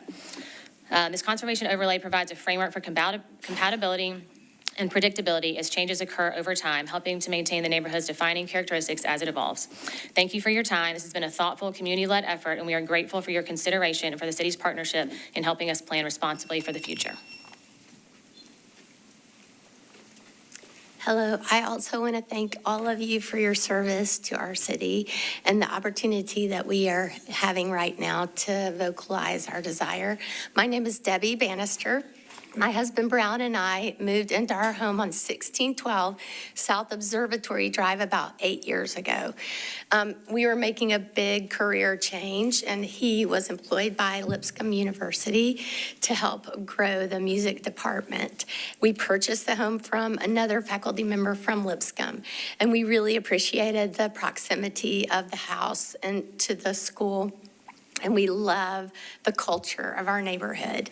When we received the invitation to the home meetings, we were not able to attend those, and we inquired and were offered all the information that we needed to make our own decision. Our home is a contributing home. It's very small. It's 2,300 square feet. We had considered an addition, but after living there, we find that we we don't need more than 2,300 square feet, but we're comforted to know that we can expand under the guidelines that are provided with this opportunity. And so we feel like it's not too prohibitive, at least for us. I do feel bad for the people who don't agree. And my final comment is, it feels a little frustrating that we've spent a lot of time and energy considering this and discussing it and going to meetings, and it's frustrating to think about having to do all of that over again. But I do feel bad for the people who just didn't find out or weren't aware. But I just want to offer that as a consideration. Thank you. Thank you, commissioners, staff, Robin, Councilman Preptit. This has been quite a process. It's one that I think we see that it's not perfect, but I do look at the history of the neighborhood. I think it's certainly as has been well documented, worthy of placing this overlay. My family moved in over 30 years ago into the neighborhood, and there are many here that were here longer than that. It's the kind of neighborhood that people move in with the intent to stay. And just like some of the people that were there at that time were the original homeowners, they've been there more than 70 years when we moved in. So we have seen nothing but enhancement of values in our neighborhood, even as development has taken around. We had taken measures to prevent obstructive types of development, which has helped. But now it's just pressing in all around us. And we've seen where these out-of-scale types of structures that Dave was mentioning, others have mentioned, are affecting our happiness and contentment of living, and we're concerned about even some intrusions that have been made into the neighborhood. We have had some sympathetic additions. We want to encourage this kind of compatible development and creativity, just like we've seen with some of the examples that you have considered here today.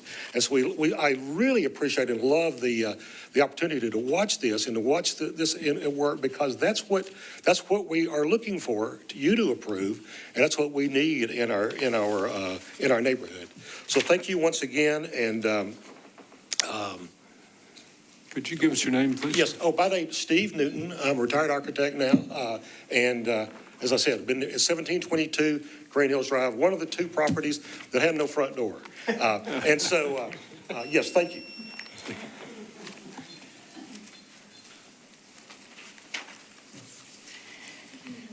Hello, I appreciate this service to us as people in the neighborhood. My name is Luda Davies, and I live at 1703 Green Hills Drive. I have been there over 30 years, and I want to tell you why I'm there. I was looking for my first home over 30 years ago, and I just was months and months trying to find a place until I stumbled on Green Hills Drive. And in looking at Green Hills Drive, walking down that road, it was so beautiful. Trees with large branches hung over the street, the small street. It was like a canopy. And these cottages and bungalows were all around on green yards with flowers. It was just a beautiful place where there was tranquility. And I think when I describe this is what a lot of my neighbors feel, that it's a special place. We've got a city bustling just walking distance away from us. And yet we have a charming area, and we're wanting to preserve that. It's a touch of nature inside this city that's growing bigger and faster, more traffic. And so we all, as neighbors, we did get together. There have been a lot of different groups. There was small groups that I was involved in, and we talked about how can we protect this little oasis inside a big city that's growing, and felt that the conservative overlay was the way to go. So I appreciate this opportunity and just thank you for being here. Hi, my name is Bo Bills. I live at 1724 Green Hills Drive. My wife and I moved there 8 years ago. It's a 1928 Tudor that we've had several houses in Nashville. I'm not from here, but I'm considered from here. I guess I've been here over 30 years, so I'm a local. And so we moved there from Franklin because, as many have said, the charm of the neighborhood. And just in the 8 years that we've been there, that charm has changed. And my fear is that it's going to continue to change. History is worth protecting. That's why you're serving on this commission in large part, and I appreciate you doing that, and thank you for your service. But this is the original Green Hills neighborhood, the namesake of Green Hills. And so I am very much for this resolution. I think it is, it's needed to preserve so many of the historic homes and older homes, mine included, that we have in the Green Hills area. So I would just ask you to thoughtfully consider that. Thank you to Council Member Preptit for his leadership in this and for, again, as somebody said earlier, doing what he said he would do. Really appreciate it. Thank you. Thank you all for your time. Thank you for the Historic Commission for them kind of shepherding through this process. Thank you. Hi, I'm a fearful public speaker. My name's Amy Leonard. I live at 1728 Green Hills Drive, and I moved to Green Hills Drive 42 years ago, and I live there now next door to my parents. I'm opposed to this overlay that fundamentally fails to reflect our neighborhood's true consensus, and it undermines decades of transparent engagement in our neighborhood. Our neighborhood has benefited greatly from past community efforts. We've saved ourselves with zoning immeasurably. We have decades of precedent for 100% engagement strategies and full transparency that have helped us improve and protect our neighborhood. This overlay process has fallen far short, giving statistically unreliable and misleading poll results that represent less than half of our contributing homeowners in our neighborhood. Only 60% of homes were represented in the vote, 67 out of 111, far short of our established neighborhood standard of involvement. Only 44% of contributing homes were represented in the vote. That's 36 out of 82 contributing homes. 100% of non-contributing homes were represented, 26 of 26. And while the majority of our directly impacted contributing homeowners were underrepresented in the vote. This low engagement threshold of 60% participation is unacceptable and fails to meet the standard of community buy-in that we've historically achieved and expect for policies with such significant impact. This overlay creates separate, unequal financial burdens on underrepresented group of unrenovated contributing houses, and it contradicts our precedent of a broad, transparent consensus. I ask you to reject the current proposal and require a new, truly inclusive engagement process, ensuring 100% of residents have a genuine opportunity to participate before any significant zoning change moves forward. We have a proven history of 100% outreach and engagement in our neighborhood, and this is even before email was widely done. So anyway, our neighborhood can achieve our preservation goals without sacrificing one interest for another. And we've been very successful in this way in the past. And there's plenty of common ground that benefits every one of us equitably. Thank you very much.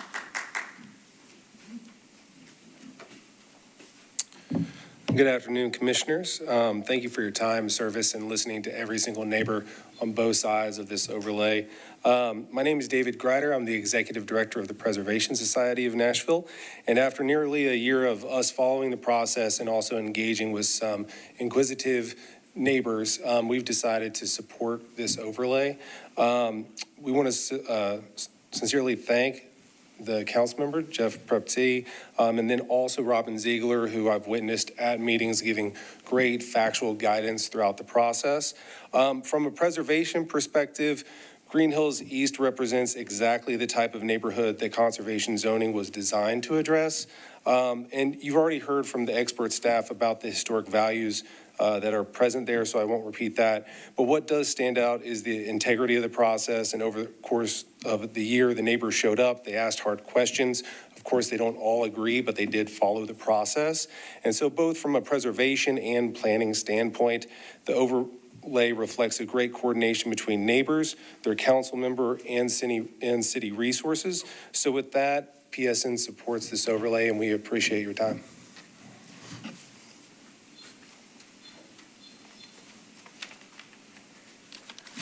Hi, my name is Andy Lerner, 1728 North Observatory Drive.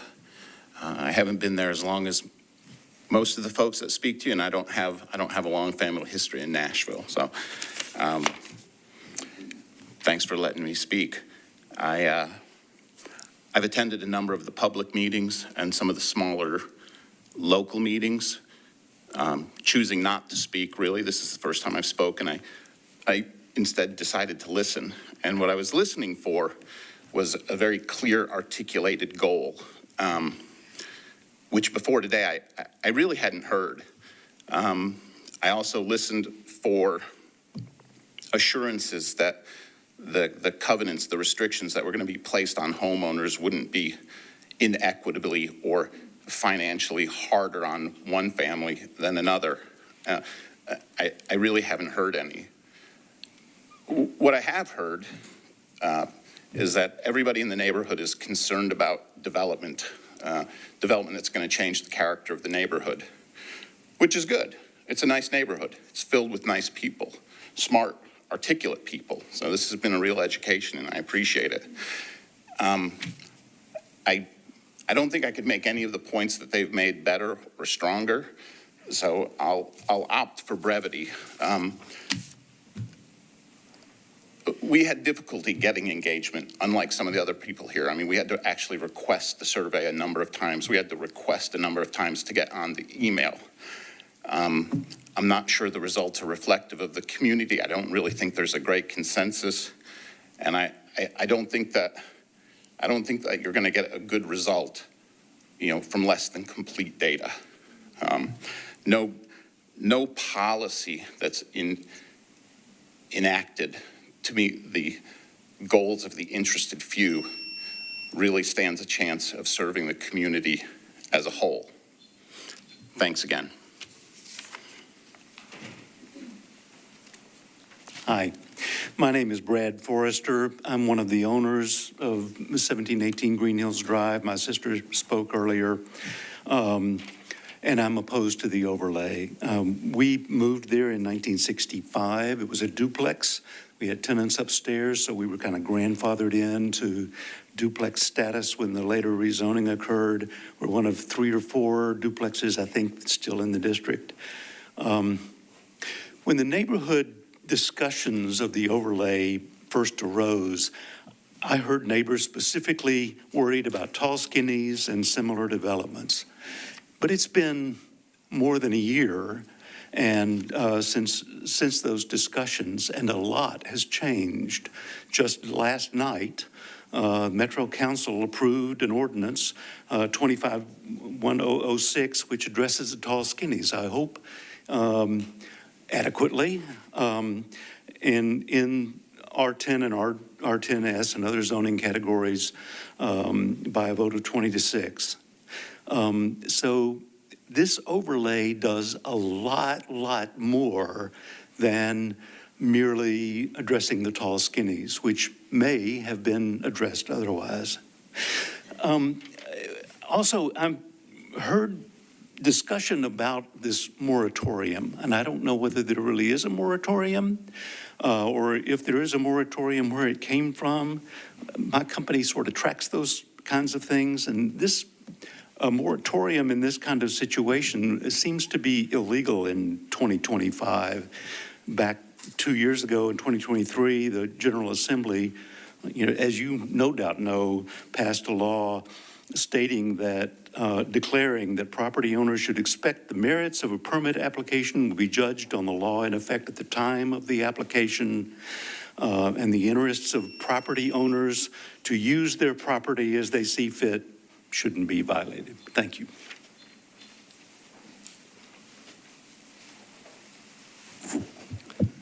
Good evening. My name is Bruce Alexander. I live at 1826 Green Hills Drive. My wife and I have lived there for over 40 years. And I'm opposed to what's going on. But one reason I'm opposed is because back in about 20 years ago, Green Hills Subdivision Number 2, which Green Hills Drive is part of, as opposed to South Observatory, which is Green Hills Subdivision Number 1. So there are two subdivisions that the councilman is requesting for. But anyway, 20 years ago, the neighbors in Green Hills Subdivision Number 2 got together. Jim Shulman was the council member. He was very instrumental in making sure that every homeowner knew what was going on. Everybody got notification. Everybody had input. Every homeowner was part of the process. And when it turned out, every homeowner voted. All but 2 voted for RS10 from R10.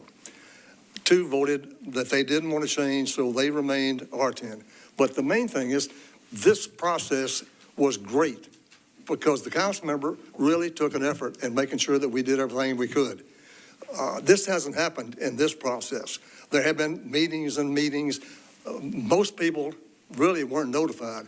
The council member didn't send out any kind of letters. He sent out emails to the people he had email addresses for. People put notices in mailboxes. I think the thing should be redone again, and have proper orientation and proper notification for all the homeowners. I'd like to see it split into the 2 subdivisions, but that probably won't happen. But thank you very much for your consideration.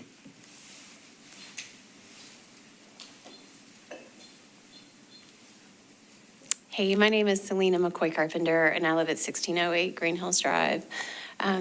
Not a long-term owner, but we certainly love our little home, our home on Green Hills Drive, and I just want to echo what other people have stated much more eloquently than I can, and say that I am also in favor of the conservation overlay. I am one of the homes that is contributing and have actually been able to do a renovation staying within the guidelines that we hoped would pass. So I was trying to say that. I know that this doesn't cover trees, but I just want to put a word in for the trees. They are definitely coming down. I think I counted 36 trees that came down, old trees that came down for some homes to go up at when they took the 2 old homes down and then clear cut the lots. So I realize that this doesn't cover trees, and Robin pointed that out, but I just want to make sure because I think that it will probably help keep our trees. Thank you.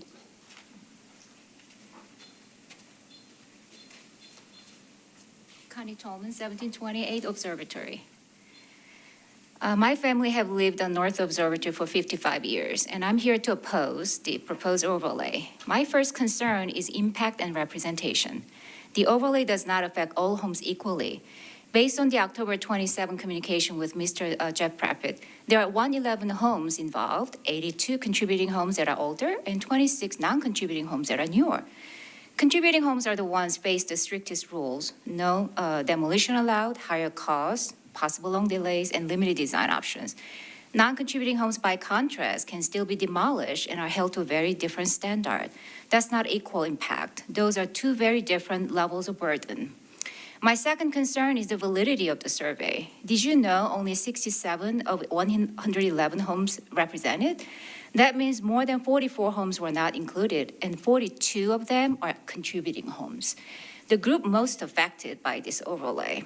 Looking closer, only about half of the contributing homes were represented, and 40% of them opposed the overlay. Meanwhile, 23 of the 26 non-contributing homes voted yes. So let's be clear. A minority of 23% of the neighborhoods being positioned to decide for 100% of homes. This is like starting a soccer game when half of the one team didn't show up because they didn't know what's going on, and then declaring the winner anyway. In the past, council leadership required door-to-door outreach, 100% participation in survey, and at least 80% of the support before advancing an overlay. The standards were not met here. Clear outreach failure. The process rely heavily on email lists. Many residents didn't know what's going on. I personally had difficulty getting added to the communication. The process is deeply flawed, and the proposed overlay does not reflect true neighborhood consensus. Please do not move forward based on incomplete data and an unfair process. Our homes are not statistics. They are our lives, our savings, and our security. Thank you. Good afternoon. My name's Lee Maddox. I've lived off and on at 1614 Green Hills Drive since 1949, when I was born. My parents built that house in 1947. And one of the reasons I'm here today in opposition to this proposal is a reference to my name in the materials that you received, where it references that longtime resident Lee Maddox says that 3810 Belmont at the corner of Burton Avenue and Belmont was owned by Mr. Burton, A.M. Burton, and the home also served as a home economics classroom for Lipscomb University, which is accurate. However, of note is that this particular address is not included in this overlay. Neither are any of the other surrounding properties that border Belmont, Shackelford, any of these other streets included. Now, I say that because I practiced law in this state for over 50 years, and for over 14 years, I was assistant city attorney in Chattanooga. And during that time, one point I've always had stressed is notice. We've got to get notices out. And to answer a good point by Mr. Mosley is that the notices that came out with the survey were by email. Now, I still live in the world where email and computers are with a toggle switch. Sorry, but that's just the way I am. But regardless, people today don't always communicate by email. And respectfully, those notices should have come by mail, in some form of recognition to the fact that there are individuals who do not use computers and do not receive emails and communications of those. For those 2 points, then, I am opposed to this, and I appreciate your time and consideration. Thank you. Hi, my name is Derek Forrester. Since you haven't heard from enough of us Forresters yet, there are 5 of us, so we're only 3 of us speaking today that co-own a property at 1718 Green Hills Drive. I actually live in a historic district in Germantown myself, but I've been a co-owner of this and since our parents passed. And I want to say that I share your interest in historic preservation, but I've got to say, when I read the story about our neighborhood, it made me laugh. I remember that wonderful house, the big old house that is the model home that we used to spy on as kids when I was 10, when I moved there. And no other house looks like that. On our part of Green Hills Drive, take a drive down there, nothing looks contiguous. Everybody's houses are different. So the notion of this being some kind of idyllic, charming Tudor neighborhood is a little bit laughable, given where it is today. It really doesn't have that kind of historic significance. I think what's really troubled me about this process is I'm one of the ones that wasn't surveyed. I tried to call Jeff. I didn't get the call back. I understand he has a gazillion calls. I used to be in politics myself. But I think the fundamental unfairness of this that you were getting at with your questions about how the process was run is basically that you've got a lot of properties that have already expanded that are now voting on whether the others of us will have that same right. So there's some people that have already done their expansion and they like looking out at our bucolic homes, but they have not been restricted in the same way that we are, and it will deprive us of our economic value. So I really think this ought to be pulled. I hope that you reject it, because as you can tell, this kind of process should be an excellent process. It has not been. There is not community consensus at all, and we need to go back to the drawing board and do it right. Thank you.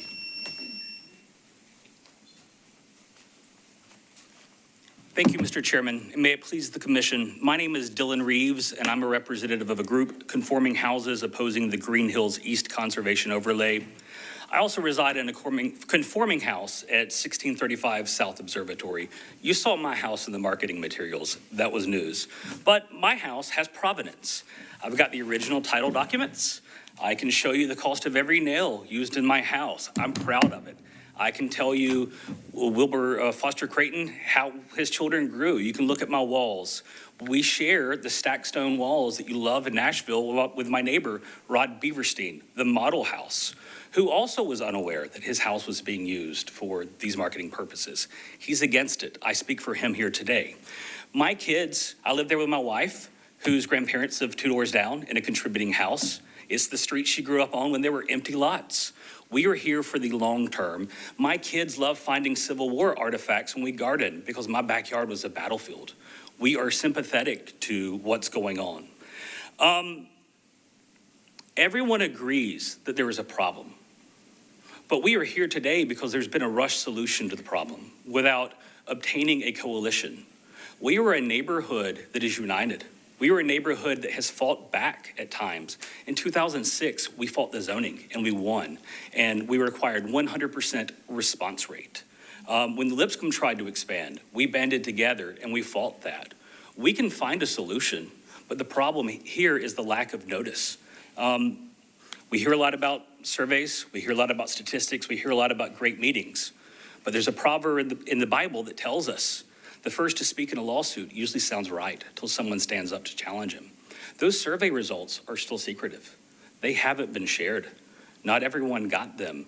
We don't know if it's 1 vote per house. For example, my wife said, yeah, I voted yes, I don't want the tall skinnies. And I said, what are you doing? I voted no. What do you make of that data? We don't know. I can't tell you what the results truly are because I can't see it and stand up here today. So when you hear 70% support, that sounds great, and I support everyone's efforts. I do grassroots politics. It's hard to build a consensus, but you have to in these circumstances. So what are some considerations that are relevant to your purpose here today? I think one of them that you've heard about is the gerrymandering. There are several maps that are out there publicly, and we look forward to finding the communications over the development of this, but we've excluded Observatory Court, a whole neighborhood. We've excluded Belmont. A lot of houses have been excluded. Some, particularly the house with a house in its backyard, was marked as vacant. Another house that's a new build was marked as vacant. So your non-contributing houses are actually higher, and I encourage you to get accurate data and hit the pause button until we get it. My house was built in the 30s. It doesn't resemble a lot of houses in the neighborhood. People want my charm. People want my big yard, my big trees, and we're gonna have it for a long time. But to say that you're gonna define a contributing house as the 50s rancher down the street from me, that's tough. You're gonna restrict me to do what's best for my house and keep the charm because an early 2000s house wants to limit me in. The definition is overly broad. Let's spend time, let's get it right. We are a united neighborhood and we will work on this, but we need community engagement. We need leadership to guide us through this and make sure that we have an adequate response rate so that you have 85, 100% responses. You know, my colleague of the bar mentioned you require notice in lawsuits. You require notice in the law. There are reliable means to get things to people other than putting flyers in mailboxes or email addresses that go to spam that look like your Home Depot survey. So let's do this right. Let's be transparent. Let's release the data. Let's have full, inclusive meetings. Let's not have rushes to pull permits before moratoriums so some houses get renovated and exceed the guidelines before the moratoriums go in place. Let's find a solution. We are a united neighborhood. Hear me on that. We will get to yes. But this divides us. This shouldn't have been introduced before there was more input. You have a chance to stop this. My kids are focused on Christmas. Friday is the last day at Percy Priest with many kids on my street. We're excited to be united this time of the year. This divides us. Don't vote yes and divide us at Christmas. Thank you. Last but not least, my name is Judith Freed. I live at 1705 Green Hills Drive. I probably paid the most money for the shittiest house on the block. I heard about my house from the real estate agent through an email just through the office. I paid $1.2 million for what I said to her after I bought it with the keys not even working. You sold me a tear down. And I had to pay $1 million to fix this house without touching the original footprint. The people before me painted the red brick, and I'm like, well, I can't, power wash it, so I'll paint it white because that seems like the best thing to fit into the neighborhood. I've lived in 2 historic homes in Hollywood, and I've been coming back and forth from Music City to the other Music City on the West Coast, and I moved here because it was time. But I understand about historic landmark homes. My father was on the board of historic landmarks in New York City. How about that? And I lived in a house in Los Angeles that was built by Paul Williams, who was the first Black architect in the country. And everything he's done is historical. And the house that I lived in also in the Hollywood Hills was laid out by Franz Herding, who was the first to put pipes, electricity underground, which was incredible. So I've lived in 2 landmarks, and I understand about landmarks. I want everybody to be good in my neighborhood, and I want them to get along, and I don't have no overlay. There's different kind of rules that I'm aware of, which is, don't touch the front of the house, but you can add over here, and that's kind of what I did. I would say the only thing that I did, because it was incongruous to the house, was, okay, should I stop? Should I walk away? Or do I finish in 10 seconds? I don't know. The only thing I would say that I did that was kind of respectful but disrespectful was they have these old porches that were on the side, like someone was talking about one front door, and it had been tampered with, and I just closed it up and did the whole front because it had been done improperly historically. So just want everybody to be happy, and I'm going with the flow. Thank you.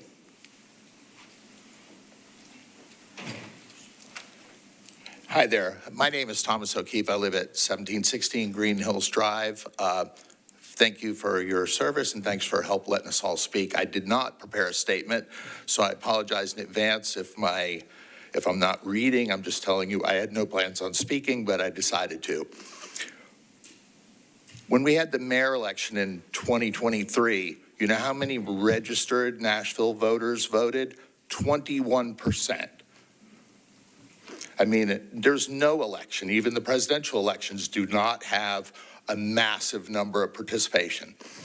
We did everything Jeff set us out to do. I'm for this, by the way. We did all the work. We did everything. Everybody had the meetings. Not one person, every single person that's against this are the ones who are claiming they didn't hear about it, or, oh, maybe there's 2 votes per house or whatever these people have said. We already voted. One side won. It's just that simple. So I don't know that you get to do elections over. I'm sorry that not everybody participates. No one that's for this has claimed, how did they know how to vote? They must have got an email. They must have heard from somebody.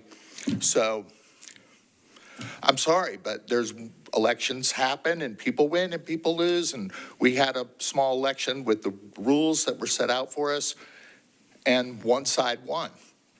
And that doesn't mean we get to do it over, because now a small but very organized group is now trying to undo the results. So thank you. Hey, I'm Steven Zralik. I'm born and raised in Nashville. I live at 1705 Bonner, and my wife and I waited 7 years to get on that street. No joke, right? Like we drove down and saw an ice cream truck and a little girl with balloons. I'm not making this up, bunnies. Bonner has more bunnies than anywhere in Nashville. We waited 7 years, and we dreamed of getting here because of the historic character of the neighborhood, right? Like that's what drove us to the neighborhood.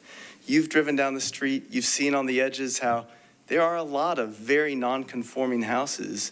They may not be tall and skinny anymore, but they're square, and they don't care about character. They care about profit. Okay? They've squeezed every square inch out of those houses for profit.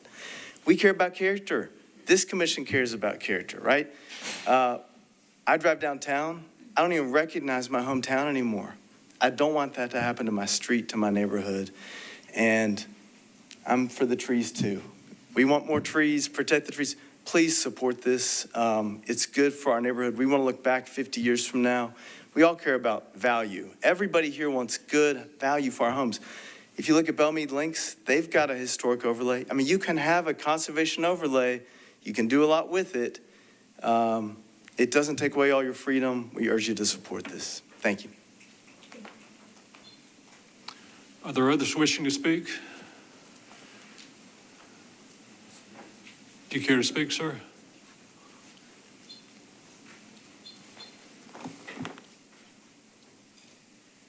I wasn't going to speak, but I was urged to reconsider. My name is Frederick Smith, and my mother has been independent and able to age in place in her 3-level townhome in another part of Green Hills since 1975. She's now 95. She and I have discussed the possibility of her moving in with me at 1741 North Observatory. Health permitting, if personal circumstances transpire, they require her to relocate from her townhome to my home.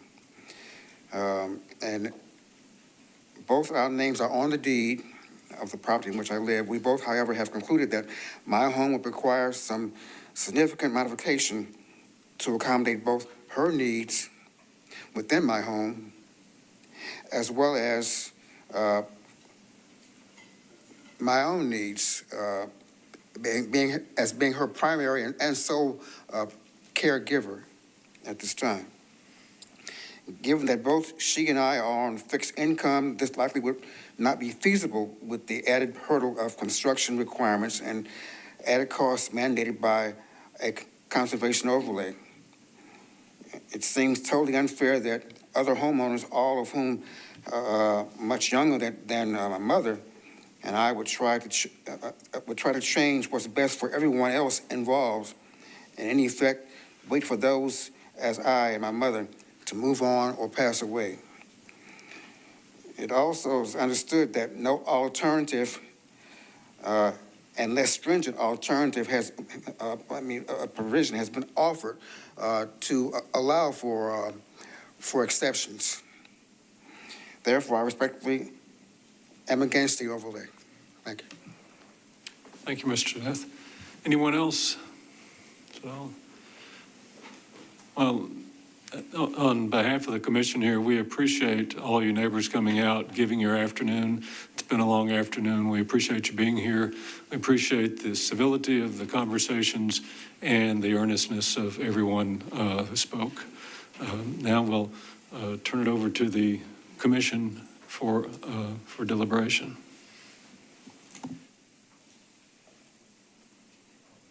And officially close public hearing. Okay. Commissioners?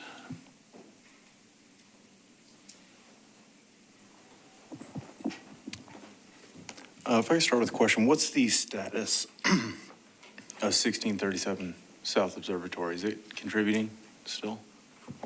I don't have the list with me right now, so I can't answer specific questions like that. Okay. Interesting. Okay, well, I'll try to be brief. Couple of things I won't focus on is the poll. Good or bad, unfortunately, it's not an election. This, like zoning, is something that is placed upon an area or property by the city council, by Metro Council. We are here to give an opinion on the historical validity of this. I'm uncomfortable with the amount of people who seem to be against it, but that's just on a personal level. I'm not going to go into any zoning or planning discussion. I believe that's the Planning Commission's role. So just on the eligibility, I will speak on. I think our report says items 1 and 3 are kind of what is asserted as its historical validity. This may be an unpopular opinion. I'm just going to have to disagree on both of those. I don't see how one model home that does not appear to be contributing today. It looks like a huge home that's over 2 lots with a swimming pool with white painted brick. Maybe I've got the addresses wrong. So if that's the big historical national connection, I'm not really sure how that even meets current. I'm a little out of it today. I was up till 5 a.m. with my daughter who's sick, so I apologize. Number 3, it contains structures or groups of structures that embody the distinctive characteristic of a type, period, or method of construction, or that represent the work of a master, or that possess high artistic values, or that represent a significant and distinguishable entity whose components may lack individual distinction. I think I gave this kind of same answer on the Marlin Meadows. A few streets that have been built up over 25 years, I believe will more than likely indicate the architecture of that time. I'm unsure what the limiting principle of that is. I don't see one. I think that could apply to any street in Nashville. This does not appear to be one even cohesive development from 100 years ago. It looks like several. The architecture, this is kind of my neck of the woods. The architecture is also variable. So I'm not going to be able to support this as I don't believe it meets any of the 5 criteria. And I'll leave it at that.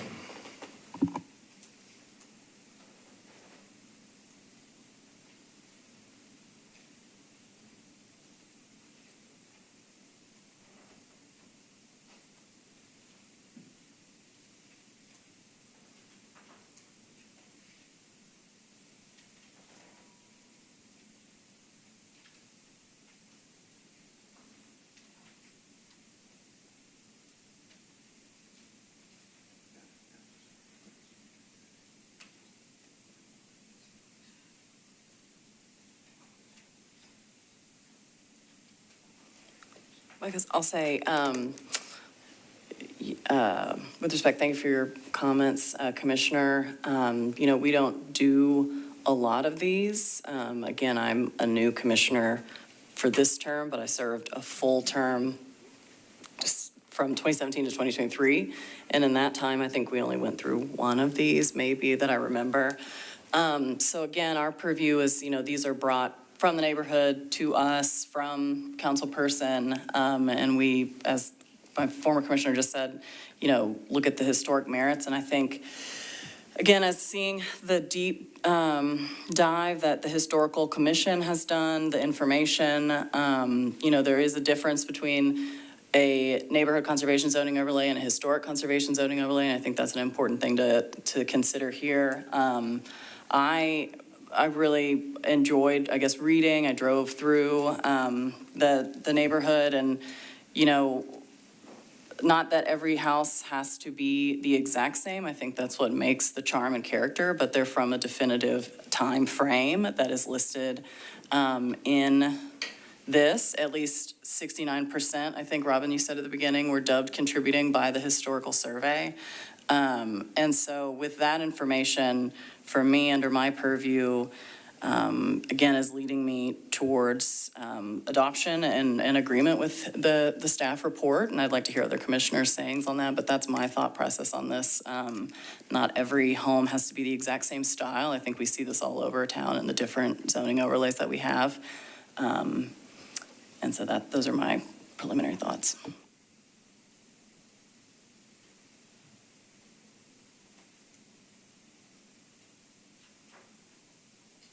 I'll go. Thank you, everyone, for being here. I find that the staff recommendation is well documented and written. I appreciate Councilmember Prepty's involvement in this and the neighbors on both sides and the process that's been followed. I will say that, and Robin's close involvement with this over the last couple of years. Neighborhood conservation zoning overlays are not perfect tools, but they are the best tools that neighborhoods have to have some sort of say in development. I'm a resident of an overlay, have been for 20 years, and in Nashville. So I'm a supporter of them. I've, in the past, generally voted in favor when the process such as this has been followed. I will add that there's never 100% agreement, and these turn into difficult meetings and difficult decisions for us. I think there's a lot of not he said, she said, but when it comes to polls and data, I do have questions. I also share concerns with Commissioner Smith about the number of people who are here in opposition to the proposed overlay. I will say, as someone with direct experience in living in an overlay, it's generally, I think, good thing for property values, good thing for neighborhood stability and preservation. In general, it encourages good design over bad design, which I think a lot of the people here have shared, that there's a lot of bad design going on in Nashville right now. It feels like it's a wave that is a lot of money being thrown at neighborhoods in ways that make people uncomfortable for legitimate reasons. So that's why this process and this board is as one of the only tools that people have to address that as property owners, as neighbors. I will also add that in terms of the word equity was brought up and how this potentially would be unfair for non-contributing versus contributing properties. I understand the concern and that criticism, but the guidelines will apply to everybody, whether it's contributing or non-contributing. If a non-contributing house is remodeled or demolished, the replacement or the new construction still has to follow the same rules as a contributing house does. And back to one comment, what we've often said is that our charge is to decide whether or not this recommendation meets our ordinance, which I'll disagree with Commissioner Smith. I do find the staff recommendation that it meets 1 and 3, passes muster in my judgment, and it's not the end of the road. So our decision here is not the same as imposing the overlay. That still has at least 2 steps to go through. So in general, I support historic overlays and preservation in this town. That's why I'm a volunteer commissioner. And as somebody who lives in one, I see the good that they do for design and historic preservation. So I think for those reasons, I'll draw it to a close, and I'm in support of the staff recommendation.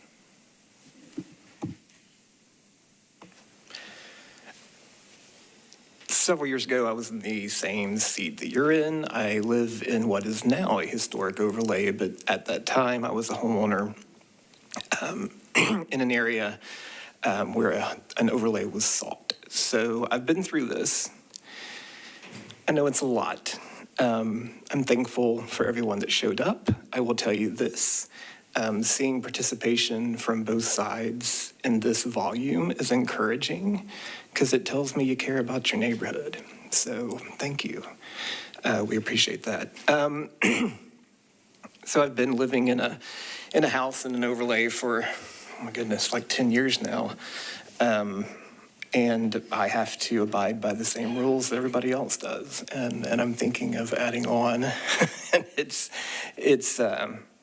kind of changes your perspective a little bit, I guess, when you do that. But even with that, I am still supportive of overlays and the protection they provide our neighborhoods. I can't speak to the process. I understand your concerns. Our purview is fairly limited here in that we have to decide if this proposed overlay fits our guidelines. I have to say that I believe, based off the presentation and everything that I have read, that they do. So I do support the effort to seek this overlay. But I will say this. I had neighbors right next door to me that we didn't agree on this issue 10 years ago, and we're still neighbors, and we still have dinner at each other's houses. So I just want to say that. Thanks.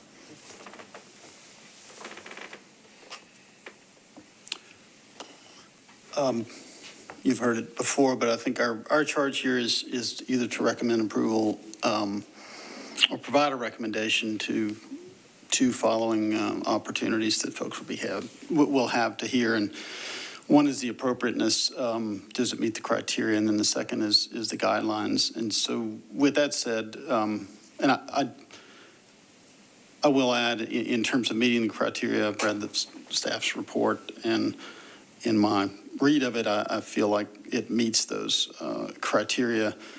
I'll add that homogeneity isn't a requirement necessarily in a historic context.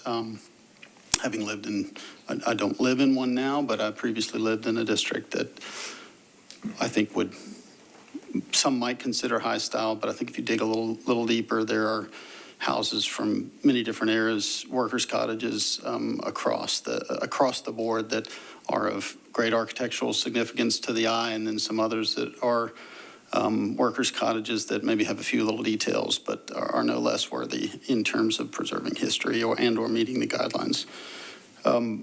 With that said, I would request that one of the items that often gets overlooked or maybe that isn't discussed in detail is how these guidelines would apply should we provide that recommendation if they are appropriate, because we enact them, that I think both of the groups, the Planning Commission and the Council, will rely heavily on the expertise by which we are all selected and appointed to this board. Can we see some of the differences or those few differences that you put up just one more time to kind of roll through those? So these are two homes that have front entries, but those doors don't literally face the street. So the guidelines would allow those to face the street if they so wanted. Another one is the detached. In this overlay, they could have attached, but detached outbuildings shouldn't have balconies or dormers facing the sides and the front. Sides and rear. And that new construction or additions be allowed to have this section that extends wider than what would be typical, because it's following that sort of historic context of garages right behind the house. Most of the overlays you work with have rear alleys, and so those garages are often close to the back. These are more towards the middle of the property, and so we thought that should be allowed here. Many of our districts, or our current districts, are on typically smaller lots by comparison. Would you say that's generally the case in terms of guidelines and how they're applied in other districts, whereas here the lots are larger, or there's less house on more lot, and so a side addition might be more appropriate? Or was it purely considered on what is deemed appropriate and has been added or has gained some significance over time? It's purely based on that context of side houses being off-center with a driveway down the side leading to some type of structure. Got it. Thank you.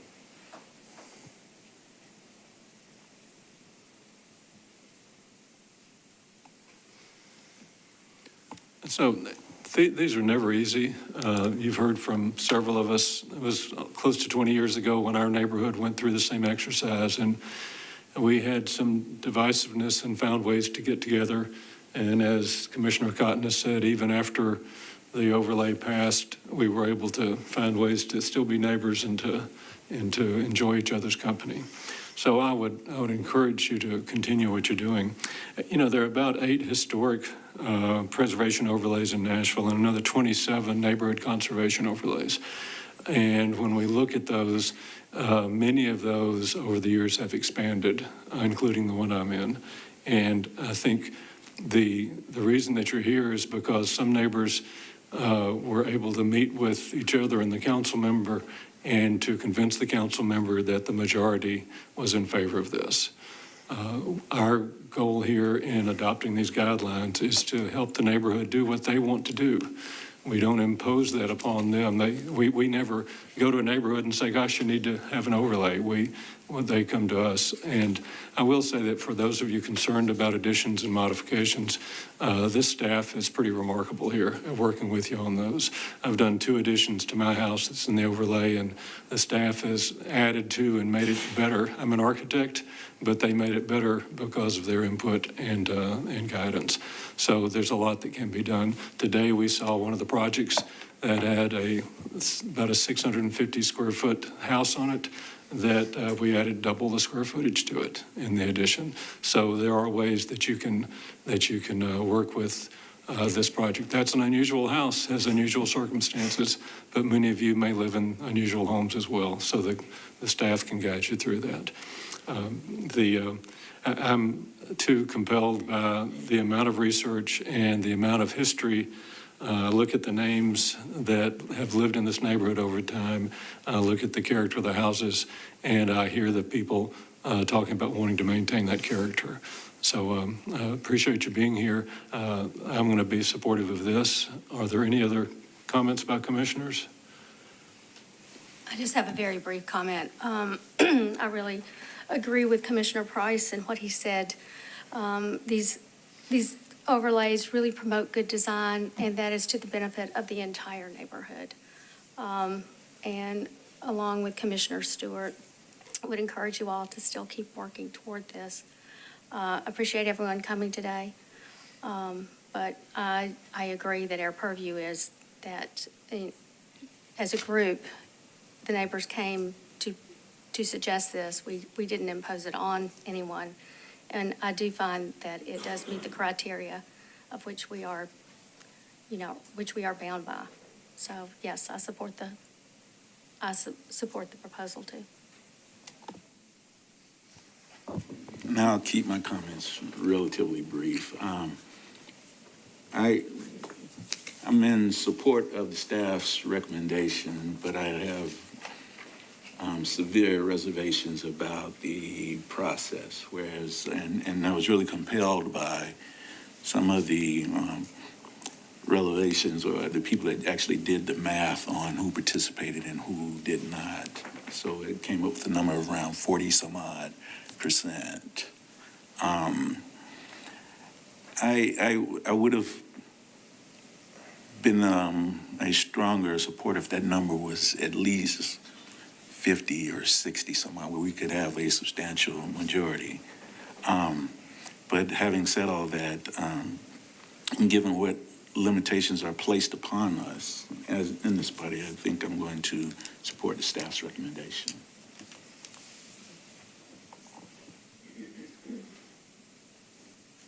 Any other comments? I hear a motion. Oh, thanks. No. While it's on, you want to give a motion? Sure. Let me get the wording right.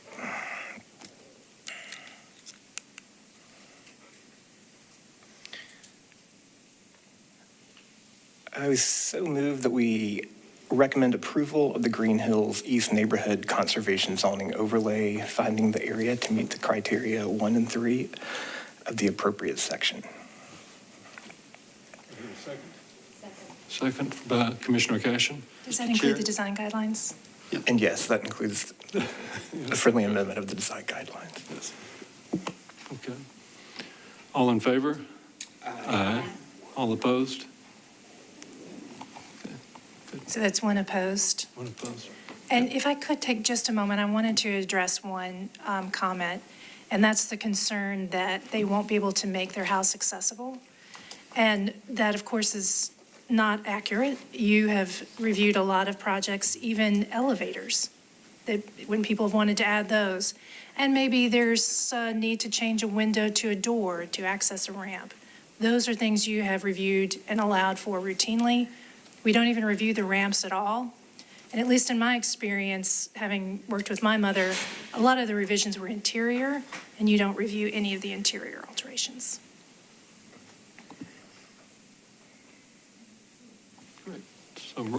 So motion passes. It'll go on now to the Planning Commission and then to Council.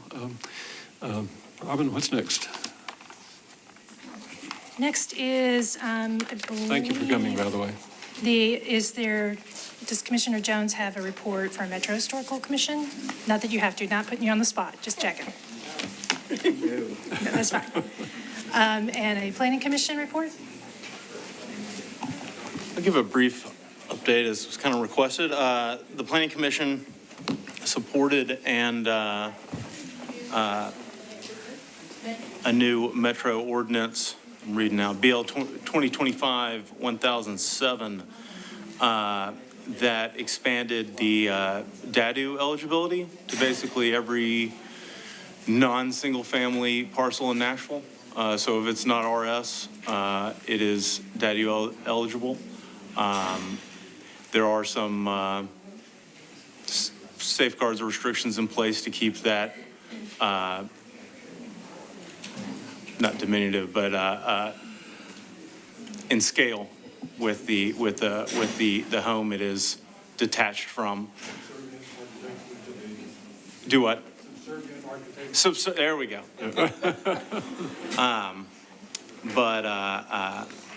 And there was also a bit of a height change that may not affect us here as much, but that kind of brought down the heights in most of Nashville. I think there was a few carve-outs for kind of the inner core and some neighborhoods that have historically had a bit more taller, up to the street dwellings like Salem Town. But it also simplified some of the rules, like maybe even something we got into here a little bit where the house could be 35 feet, but then you could have 12 feet of raised foundation. And so how high could it really be? So that it simplified that as well. So hopefully a step forward and an exciting new tool. I think there was some discussion over ownership of DADU. Could that be separate or whatnot, which I don't think they ended up doing because that seems like a really interesting but a big can of worms. But I think that's a good step in the right direction. I think coming up soon, we've also got several new whole zoning designations that are going to be hopefully brought into effect. And then the really fun part of actually applying those designations, which I'm sure we'll have a lot more stickers once we start that process. But exciting times in the planning department.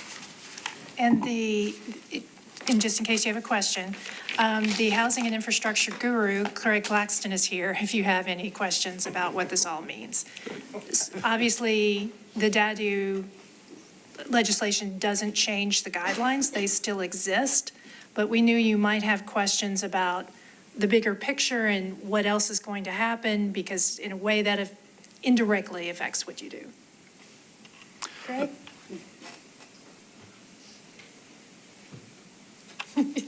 He doesn't want to go through it again. Good afternoon, Commissioners. You have a small audience now. So. Good afternoon, Commissioners. Greg Claxton with the Planning Department. I'm happy to take any questions on housing and infrastructure generally, or with the three bills that have now passed as of last night. So I do have some questions that, especially for people that may be still watching. And one of those is there still a minimum lot size that you have to have for DADU? So I believe the DADU ordinance still uses the minimum lot size of the underlying zoning district, as well as any overlay that kind of applies or restructures that. There is a gradation on the size of the DADU that's allowed based on the lot size, so that larger lots can have a slightly larger DADU. And then can you explain to us how this might affect the construction of the tall skinnies? Sure. So I think with Bill 1006, that brought the height down of R and RS owned properties for single family and duplexes down from 45 feet within the urban core, the urban zoning overlay, to 35 feet. And then it includes the raised foundation within that. And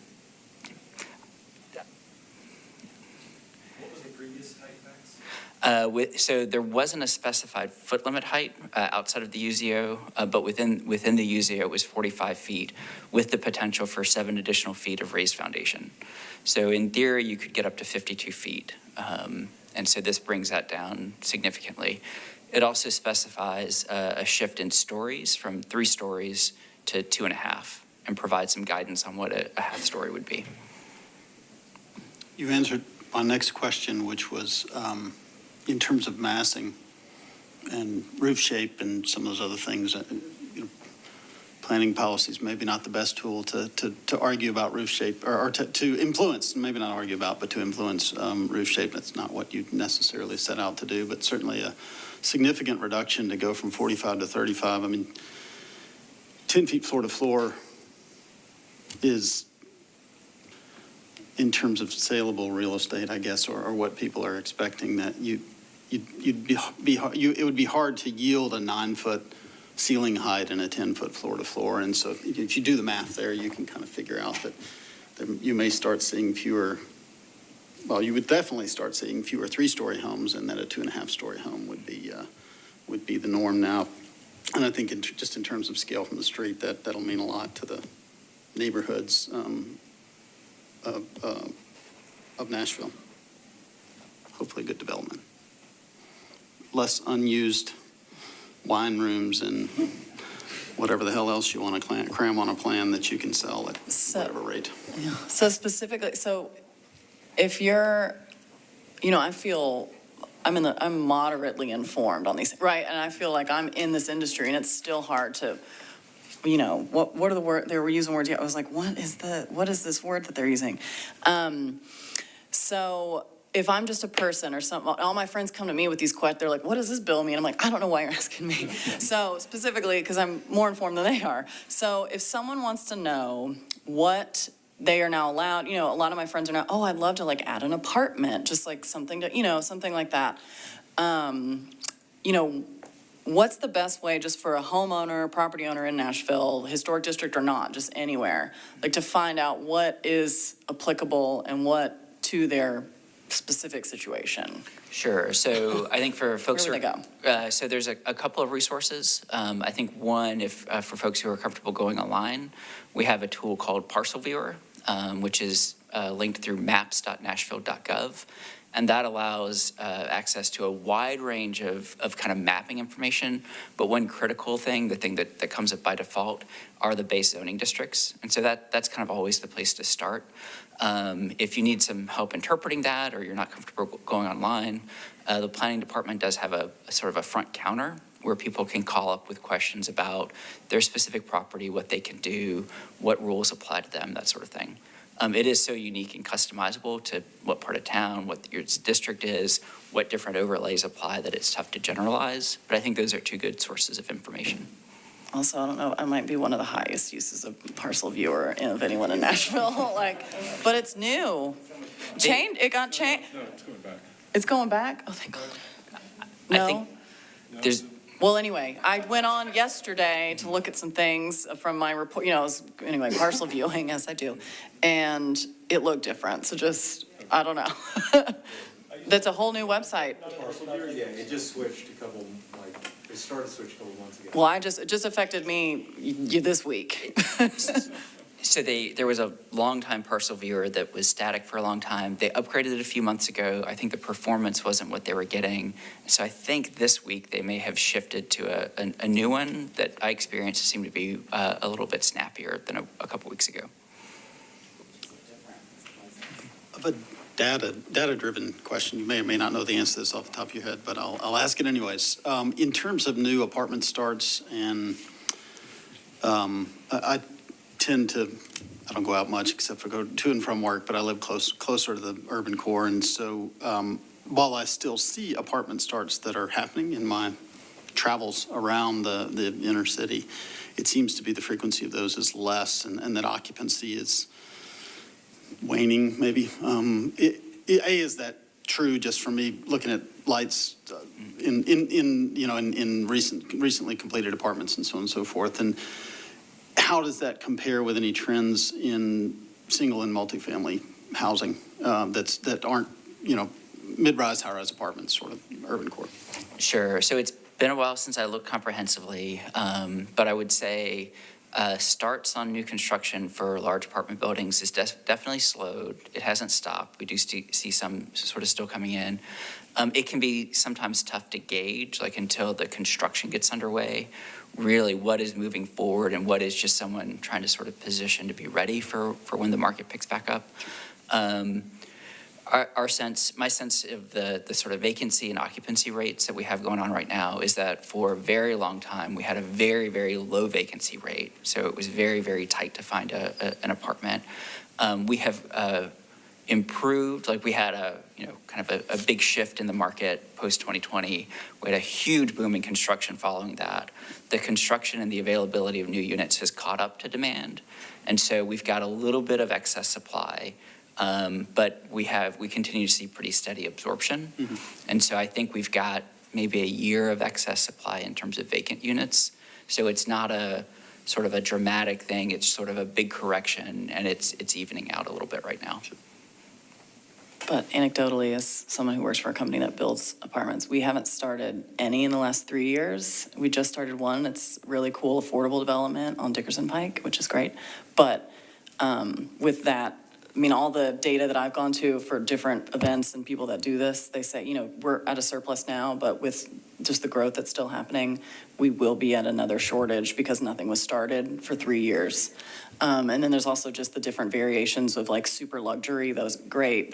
But then where are the other pieces and the missing middle and all of that? But yeah, it's just an interesting time. That gives me a segue. You mentioned missing middle, and there was a great case that we approved today on the consent agenda that we didn't get to talk about, but I wanted to just say it was a cool case on Eastland where we approved a former single-family house is now 6 units. And I've seen online a lot of chatter. I read a lot of comment sections. It's not good for my blood pressure a lot. But there's a lot of people out there who blame us for housing shortage in Nashville, Historic Zoning Commission, and that we're the devil and that we're trying to gatekeep and prevent new people. And I just want to say that I thought that was a really good project, and It's successful. and it was successful, and it works within the guidelines, and I think it's awesome, and it's in my neighborhood, and so anyway, I just wanted to highlight that was a good project, and I kind of wish we had been able to show it on the screen, but good job on working with Chris Wright, the developer, on that. So thanks. And just to follow up on that, if anybody wants to look it up, it's available on the website. It's 1914 and 1916 Eastland Avenue. Really an interesting project, well-designed, but that does provide additional housing. Another anecdotal thing about the demand and all that, and I was at a conference the other day, and they were talking about the housing insecurity in Nashville, and last year it fell for the first time, the percentage of people, or the number of people with housing insecurity. But as they looked into the numbers, what they found was that it was not because more people have access to food in Nashville, it's because people are moving out of Davidson County because they can't afford to live here. So that sort of points out some of the problem that we have from that standpoint. So the other thing, the biggest question I've gotten about this legislation is these 2 new zoning overlays. And I'll get you to confirm what I understand about that, which is those 2 zoning overlays do not change any current zoning. They allow for another category. So if a neighborhood or an area wants to change the zoning, they can then go through the process. Is that correct? That is correct. So we, 2 weeks ago, council added 2 new zoning districts, RN for residential neighborhood and RL for residential limited, that are scaled specifically for middle housing with much stronger design guidelines than any of our other base districts have now. At this point, there are 2 new options on the menu that will be available April 1st when they go into effect. But at that point, someone who is seeking to develop under them would need to go through a zone change process like changing any other zoning district. And real quick, could we talk about, just because that's why we're here, sort of how these 2 new things affect historic overlays? I mean, I think we probably understand, but in case someone's listening, maybe it'd be a good opportunity just to educate a little bit. They don't in terms of what you review. So again, you don't review use or density or ownership, but you obviously review design, those sort of bulk standards, setbacks where buildings are on a lot. So none of that changes. Your regulations, your design guidelines for outbuildings remains the same. and takes precedent over whatever the underlying zoning might be.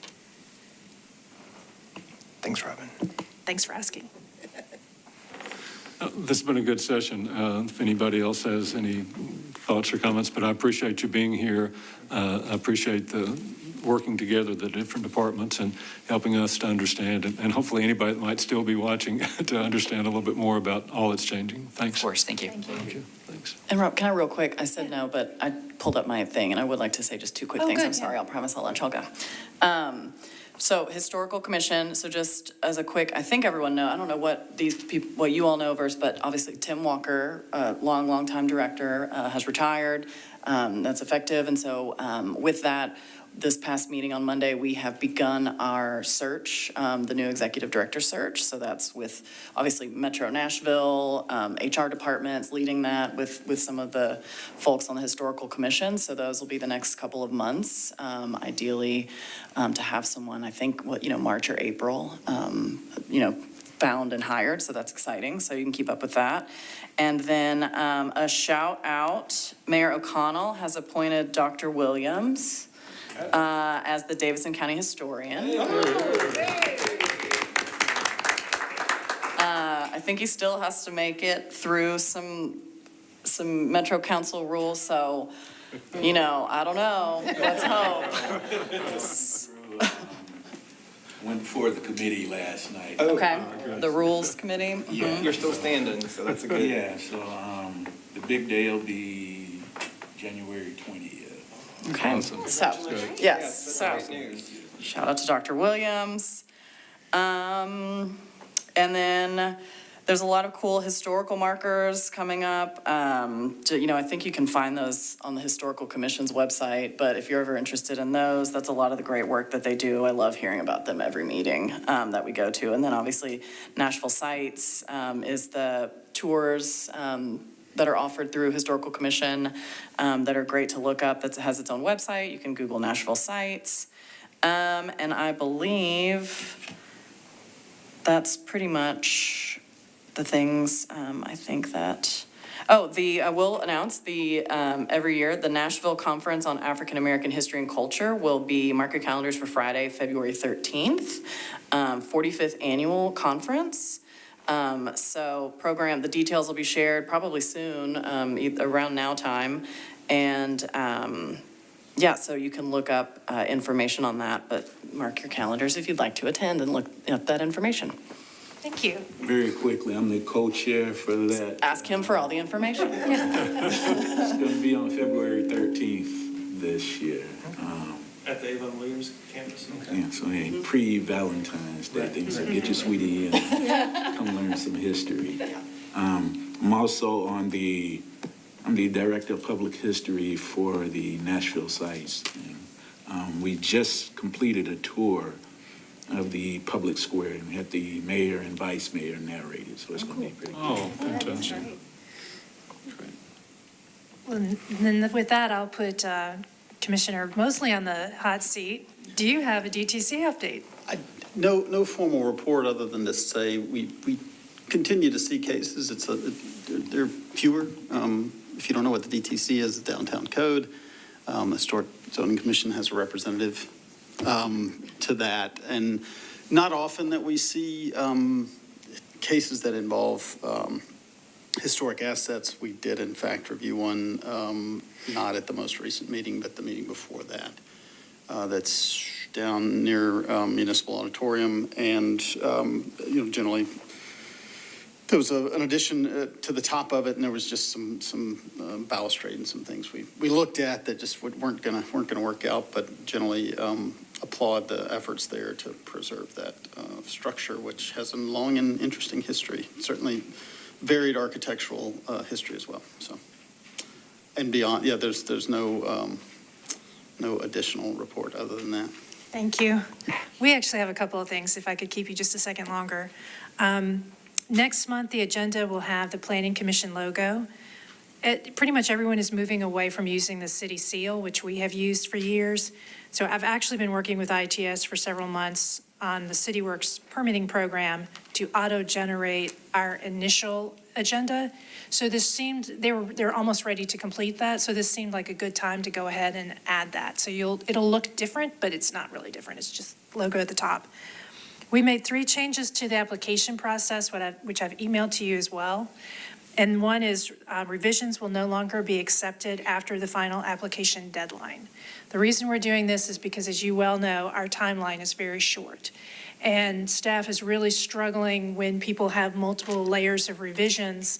And sometimes you've even gotten reports late because we've gotten drawings late and we're struggling to get the report done. So for that reason, no more revisions after the deadline date. But at the same time, we're really encouraging people to take part in the pre-application process. In fact, we've created a form so maybe we can gather a little bit more information from people and that way can give them better feedback. Our application form will require the owner's signature so that we know that the owner knows about the project. So those are the 3 changes to the application process. We just thought it might be a good idea. Any questions about any of that? So I guess it's still logical that we might hear staff reports that say the applicants here agrees with the conditions, and we've actually already received drawings that reflect the adherence to the conditions. Not a requirement, but could be done. Okay. Good. Potentially, but again, I don't know that staff will be able to look at revised drawings in order to tell you that. Sure. Great. Well, I want you to know, staff, we appreciate all of you. These were amazing staff reports this time, and some difficult issues to deal with, and we appreciate the thoroughness of those reports that helps us to be able to do that. Yeah, Chris? I just quickly wanted to acknowledge, either intentional or unintentional, the festive nature of Commissioner Smith's jacket.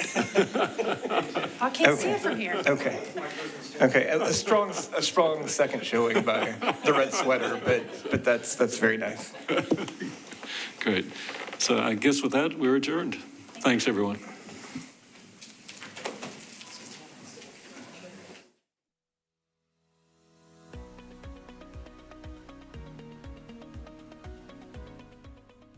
This has been a service of the Metro Nashville Network. If you would like to see this presentation again, or for more information on this and other programs, visit nashville.gov.